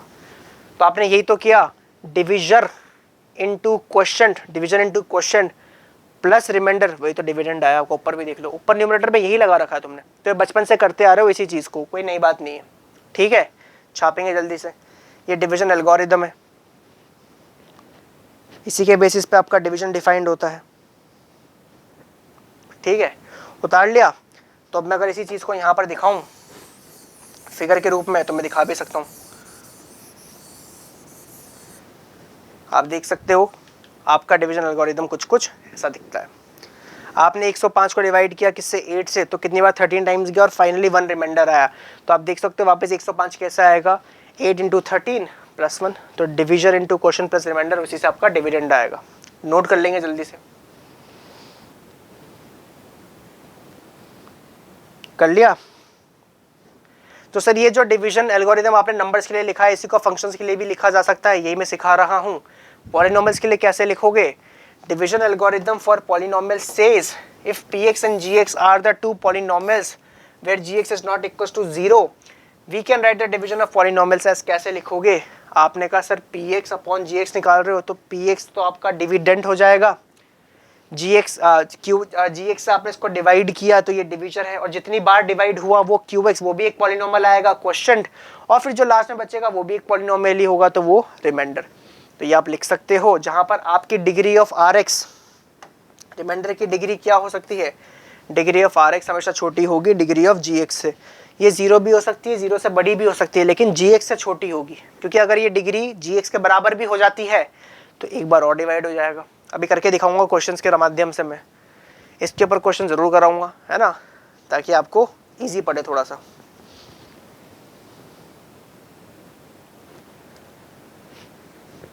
चलो अब क्वेश्चन करने से पहले प्रोसीजर समझ लेते हैं, करना क्या है। तो सर कुछ नहीं करना, सबसे पहले तो मैंने आपको स्टैंडर्ड फॉर्म लिखना सिखाया था, मैंने बताया था कि डिवीजन में काम आएगी। आप सबसे पहले डिविडेंड को अरेंज करेंगे और डिवीजन को भी अरेंज करेंगे इस असेंडिंग ऑर्डर ऑफ एक्सपोनेंट्स में, कर दिया साहब, यानी कि स्टैंडर्ड फॉर्म में कर देंगे। फिर डिविडेंड की हाईएस्ट टर्म को, फर्स्ट टर्म को, क्योंकि हाईएस्ट टर्म वही होगी हाईएस्ट डिग्री वाली, आपने डिसेंडिंग में अरेंज किया है, उसकी फर्स्ट टर्म को क्वेश्चन की, सॉरी डिविजर की फर्स्ट टर्म से डिवाइड करेंगे। तो डिविडेंड की फर्स्ट टर्म को डिविजर की फर्स्ट टर्म से डिवाइड किया, जो भी आएगा वही आपका क्वेश्चन है, उससे पूरे एक्सप्रेशन को आप मल्टीप्लाई करोगे। तो आपने कहा find the first term of question, question कैसे निकालोगे सर, डिविडेंड की पहली टर्म को डिविजर की पहली टर्म से डिवाइड करके, क्वेश्चन मिल गया, फिर मल्टीप्लाई करना उस पूरे डिविजर को उस क्वेश्चन से, और आप सब्ट्रैक्ट कर लेंगे डिविडेंड में से, फिर जो बचेगा वो नया डिविडेंड होगा। वापस से यही काम करना है, इसकी हाईएस्ट टर्म को डिविजर की हाईएस्ट टर्म से डिवाइड करोगे, अब जो आएगा वो क्वेश्चन की सेकंड टर्म होगी, फिर वापस से उसको मल्टीप्लाई करोगे, find the next term of question, इसी तरीके से निकालोगे। लार्जेस्ट डिग्री टर्म किसकी, डिविडेंड की, डिवाइड करेंगे वापस से उसी आपके डिविजर से जो कि आपका स्टेप 3 में था, और फिर आप क्या निकाल लोगे, एक नया क्वेश्चन। ऐसा करते चलो तब तक कि आपके रिमाइंडर की डिग्री छोटी ना हो जाए डिविजर से, फिर आके आपका डिवीजन पॉसिबल नहीं होगा। और रिमाइंडर 0 आ जाता है तो आप उसके आप उसके डिविजर कहलाओगे, परफेक्टली डिविजिबल होगा आपका डिविडेंड। तो repeat the steps 3 and 4 again until the degree of remainder is less than the degree of divisor। तो डिविजर से जब रिमाइंडर की डिग्री छोटी हो जाएगी तब आपका डिवीजन प्रोसेस ऑटोमेटिकली रुक जाएगा, सीधी सी बात है। ठीक है, उतारना हो तो इन स्टेप्स को उतार सकते हो पॉज करके। मैं 4 सेकंड देता हूं। हो गया? चलिए तो एक क्वेश्चन करके दिखाता हूं, समझ में आ जाएगा इससे आपको जल्दी से कि भाई डिवाइड कैसे करना है। अब इसको डिवाइड करना है तो मैं देखो क्या करूंगा, सबसे पहले तो मैं इसको अरेंज करूंगा डिसेंडिंग ऑर्डर में। तो डिसेंडिंग ऑर्डर में ये है क्या, बिल्कुल लिखा ही हुआ है 3x cube plus x square plus 2x plus 5। ठीक है, अब जो क्वेश्चन है वो डिसेंडिंग ऑर्डर में लिखता हूँ, तो x square plus 2x plus 1 हो गया। यही स्टेप थी, पहले लिख लो। फिर दूसरी स्टेप क्या थी कि इसकी हाईएस्ट टर्म को इसकी हाईएस्ट टर्म से डिवाइड करो। तो मैंने 3x क्यूब को डिवाइड करा एक्स स्क्वायर से, मुझे मिलेगा 3x। ठीक है, तो इसको इससे डिवाइड करने पर 3x मिला, ये मेरा पहला क्वेश्चन का टर्म होगा। अब मैं इसको सबको 3x से मल्टीप्लाई कर दूं तो एक्स स्क्वायर इंटू 3x इसलिए करा था, ये तो 3x क्यूब बन ही जाएगा। बाकी 2 3 जा 6 एक्स स्क्वायर प्लस का लाइक टर्म्स के नीचे लाइक टर्म्स को लिखना है। ठीक है, साइन चेंज करते हैं माइनस करते वक्त ये चेंज हो गया, तो 1 माइनस का 6x स्क्वायर तो माइनस का 5x स्क्वायर, 2 माइनस का 3x माइनस का x प्लस का 5। बिल्कुल। अब जो नया आपका क्या निकल के आया, डिविडेंड निकल के आया, वापस से डिवाइड करो। तो माइनस का 5x स्क्वायर को डिवाइड करोगे आप किससे, x स्क्वायर को, तो माइनस का 5 आएगा। ठीक है, तो आप देखो किससे मल्टीप्लाई करें, माइनस के 5 से, ये आपकी सेकंड टर्म मिल गई। तो माइनस का 5 एक्स स्क्वायर माइनस 5 2 जा माइनस का 10x माइनस का 5, तो plus plus plus sign change होंगे, ये कैंसिल आउट हो गया। प्लस 10 माइनस का x तो प्लस का 9, प्लस 5 और प्लस का 5 तो प्लस का 10। अब आप देख सकते हो इसकी डिग्री 1 है, इसकी डिग्री 2 है, डिग्री छोटी हो गई तो आपका डिवीजन रुक जाएगा। तो आप लिखोगे since degree of 9x plus 10 is less than degree of x square plus 2x plus 1, so process stops. आप प्रोसेस रुक सकते हो। और डिवीजन एल्गोरिथम क्या लिखोगे, here 3x cube plus x square plus 2x plus 5 is equals to क्या होगा, x square plus 2x plus 1 into 3x minus 5 plus remainder यानी कि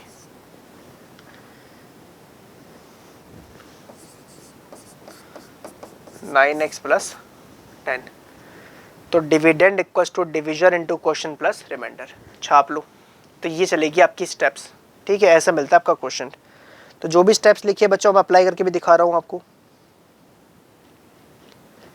हो गया। अब अपन अंतिम कहानी पढ़ते हैं। आपकी ऑप्शनल जो एक्सरसाइज है एनसीईआरटी की, वो क्यूबिक के ऊपर है, तो क्यूबिक के बारे में भी थोड़ी सी जान लेते हैं अपन, है ना। क्यूबिक की थ्योरी तो आपको ऑफिशियली पढ़ाई है, पर उसमें ज्यादातर क्वेश्चंस ऑप्शनल में डाल दिए, तो ऑप्शनल नहीं अपन को तो करने हैं।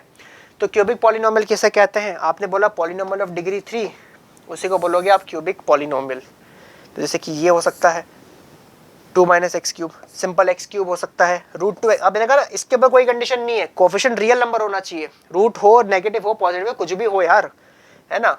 ये देख सकते हो, ये भी क्यूबिक पॉलिनोमियल है, ये भी क्यूबिक पॉलिनोमियल है। तो जिसकी भी डिग्री 3 है, वेरिएबल की हाईएस्ट पावर 3 है, वो क्यूबिक है। जनरल फॉर्म क्या होती है, जैसे क्वाड्रेटिक की x square plus B x plus c होती है, यहाँ पर x cube plus B x square plus c x plus d है। इससे ज्यादा टर्म्स तुम ला ही नहीं सकते, क्योंकि लाने जाओगे तो फिर वो लाइक टर्म्स बन जाएंगी। इससे कम हो सकती है, जैसे देखो ना सिंगल टर्म में आ गई, मैक्सिमम 4 टर्म्स हो सकती है। ये भी एक रूल है कि जितनी डिग्री होती है पॉलिनोमियल की, उससे एक ज्यादा कर लो, यानी कि nth डिग्री के पॉलिनोमियल में मैक्सिमम n+1 टर्म्स हो सकती हैं। उससे ज्यादा करने जाओगे तो कोई ना कोई लाइक टर्म बन जाएगी, करके देख लो। लीनियर में ax प्लस बी 2 टर्म आई, क्वाड्रेटिक में डिग्री 2 तो 3 टर्म होती है, x square plus B x plus c, इसमें 4 होती है। यहाँ पर a b c d coefficients होते हैं, रियल नंबर्स हैं, और a 0 नहीं होगा, क्योंकि अगर a 0 हो गया तो ये पूरा का पूरा टर्म 0 हो जाएगा, फिर ये क्वाड्रेटिक वो क्यूबिक बचेगी ही नहीं, बाकी सब 0 हो सकते हैं। क्योंकि देख लो ये अकेली भी क्या है, क्यूबिक है, छाप लो। तो ये क्यूबिक पॉलिनोमियल हो गए, ठीक है, हो गया। अब देखो वैल्यू ऑफ क्यूबिक पॉलिनोमियल क्या होता है सर, सेम। किसी भी पॉलिनोमियल की वैल्यू सिखा दी मैंने तो क्यूबिक का भी सेम ही रहेगा। वो स्टेटमेंट चिपका रखा है मैंने कि भैया px अगर कोई पॉलिनोमियल है x में, तो k कोई रियल नंबर है, तो सर x की जगह k डालने पर जो कुछ भी आता है वही वैल्यू ऑफ px होती है at x equals to k। कुछ नया नहीं करा। जैसे कि आप देख लो, इसमें अगर मैं x की जगह -1 डालूंगा तो 0 मिलेगा, देख सकते हो आप। p ऑफ -1 क्या है, -1 का क्यूब -3 ऑफ -1 माइनस का 2, यानी कि 1 प्लस का 3 माइनस का 2। हाँ गलती कर दी मैंने कहीं पर। तो -1 के क्यूब में -1 आएगा ना यहाँ पर, हाँ तो 0 आ गया, देख सकते हो। तो आपको इसकी वैल्यू 0 मिल रही है। तो ये value of polynomial at any particular value of x वो निकाल सकते हो आप। अब बात करते हैं zero of a cubic polynomial. Sir इसकी डिग्री कितनी है, 3, तो इसके मैक्सिमम 3 डिस्टिंक्ट जीरो हो सकते हैं, पर जरूरी नहीं है 3 आए। मैंने y = x³ का ग्राफ दिखा रखा है 2-3 बार। जीरोस ऑफ अ पॉलिनोमियल क्या होते हैं, वही बात रिपीट कर रहा हूँ, are the points where the polynomial equals 0 on the whole. In simple words we can say that zeros of polynomial are values of the variable such that the polynomial equals 0 at that point. तो polynomial की value है इस तरीके से कि आपकी जो value है पॉलिनोमियल की वो 0 हो जाए। तो वेरिएबल को आप क्या रखो कि आपकी पॉलिनोमियल 0 हो जाए, वही आपका 0 कहलाता है। Number of zeros of polynomial depends on the degree of this equation. इसकी डिग्री 3 है तो इसके 3 जीरोस हो सकते हैं। मैंने आपको ये बात पहले भी लिखवाई थी और कहा था आगे क्यूबिक में फिर रिपीट करवाऊंगा, करवा रहा हूँ। In general given a polynomial of degree n, the graph of y equals to px intersects the x axis at most n points। तो जो ग्राफ है y equals to px का वो x axis को at most n पॉइंट्स पे intersect कर सकता है। आपने कहा करेगा, तो nth डिग्री वाला n पॉइंट पे कर सकता है, मतलब मैक्सिमम n जीरोस हो सकते हैं। मैं भी तो यही कह रहा था इतने टाइम से। therefore a polynomial of degree n has at most n, कम भी हो सकते हैं पर इतने तो होंगे ही होंगे। क्लियर बात है, बिल्कुल क्लियर बात है। तो इसी हिसाब से क्यूबिक पॉलिनोमियल के मैक्सिमम कितने जीरोस होंगे, 3 होंगे। निकालने के मल्टीपल तरीके होते हैं। हिट एंड ट्रायल से एक 0 निकाल लो, फिर उससे डिवाइड कर दो इक्वेशन को, तो बाकी के 2 0 भी मिल सकते हैं। नोट करेंगे जल्दी से इतना, ठीक है। फिर अपन इसके भी रिलेशनशिप की बात करेंगे। रिलेशनशिप में बहुत ज़्यादा इन्वॉल्व हो रहे हैं अपन आजकल, है कि नहीं है। चलिए तो ग्राफिकली दिखाता हूँ क्या मतलब होता है। ज्योमेट्रिकल मीनिंग क्या है sir, geometrically graphically the zeros of polynomial वही पॉइंट्स होते हैं जहां पर आपका ग्राफ एक्स एक्सिस को कट करता है। तो इसमें तीन तरह के ग्राफ मिल सकते हैं भाई, मिनिमम एक बार तो करेगा ही करेगा, देख सकते हो है ना। ये क्या है, ये मिट गया है, ये लिखा हुआ है px = x³। तो आप देख सकते हो एक ही 0 है, ओनली 1 0 ये लिखा हुआ, ठीक है। इसके अलावा आप देख सकते हो यहाँ पर 2 पॉइंट आ रहे हैं, 2 0 निकल के आ रहे हैं। ये क्या लिखा हुआ है, px = x³ - x²। यहाँ पर आप देख सकते हो 2 0 मिल रहे हैं, है ना। और ये 2 बार काउंट होगा क्योंकि यहाँ पर टर्न आ रहा है, तो ये वाला 0 2 बार काउंट होगा, ये 1 बार काउंट होगा। ऐसे हैं 3 जीरोस मिलेंगे, 3 ही। ये अकेला 3 बार काउंट होगा। यहाँ तीनों अलग अलग मिल रहे हैं, -2 अलग मिल रहा है, 0 अलग मिल रहा है और 2 अलग मिल रहा है। ये क्या लिखा हुआ है, x³ - 4x। यहाँ पर 3 जीरोस मिल रहे हैं। तो आप देख सकते हो क्यूबिक पॉलिनोमियल विद 1 2 और 3 जीरोस।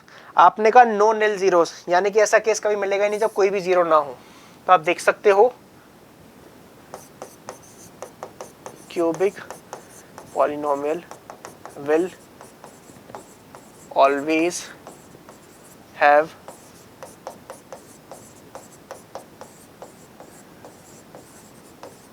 एटलीस्ट 1 0। एक तो होगा, मैक्सिमम 3 हो सकते हैं बट एक तो होगा।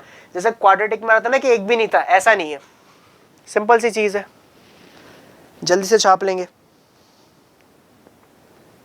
छाप लिया, चलो अब रिलेशनशिप की बात कर लेते हैं। सर जीरोस और कोफिशिएंट्स के बीच में तो सेम चीज है सर, क्या आएगा, cubic polynomial ax³ + bx² + cx + d अगर है तो उसके अगर 3 रूट्स में मानता हूं, let the zeros be alpha, beta and gamma। तो सर सम ऑफ जीरोस क्या होगा, वही -b/, है। Sum of product of roots taken 2 at a time, alpha beta beta gamma gamma alpha क्या होगा, sum of product of zeros taken 2 at a time c/a। और product of zeros यानी कि alpha beta gamma क्या निकल के आएगा, -d/a। Simple सी चीज है, हाँ है ना। सर वापस से वही काम कर सकते हो आप। इसको क्या लिख सकते हो, k of x - अल्फा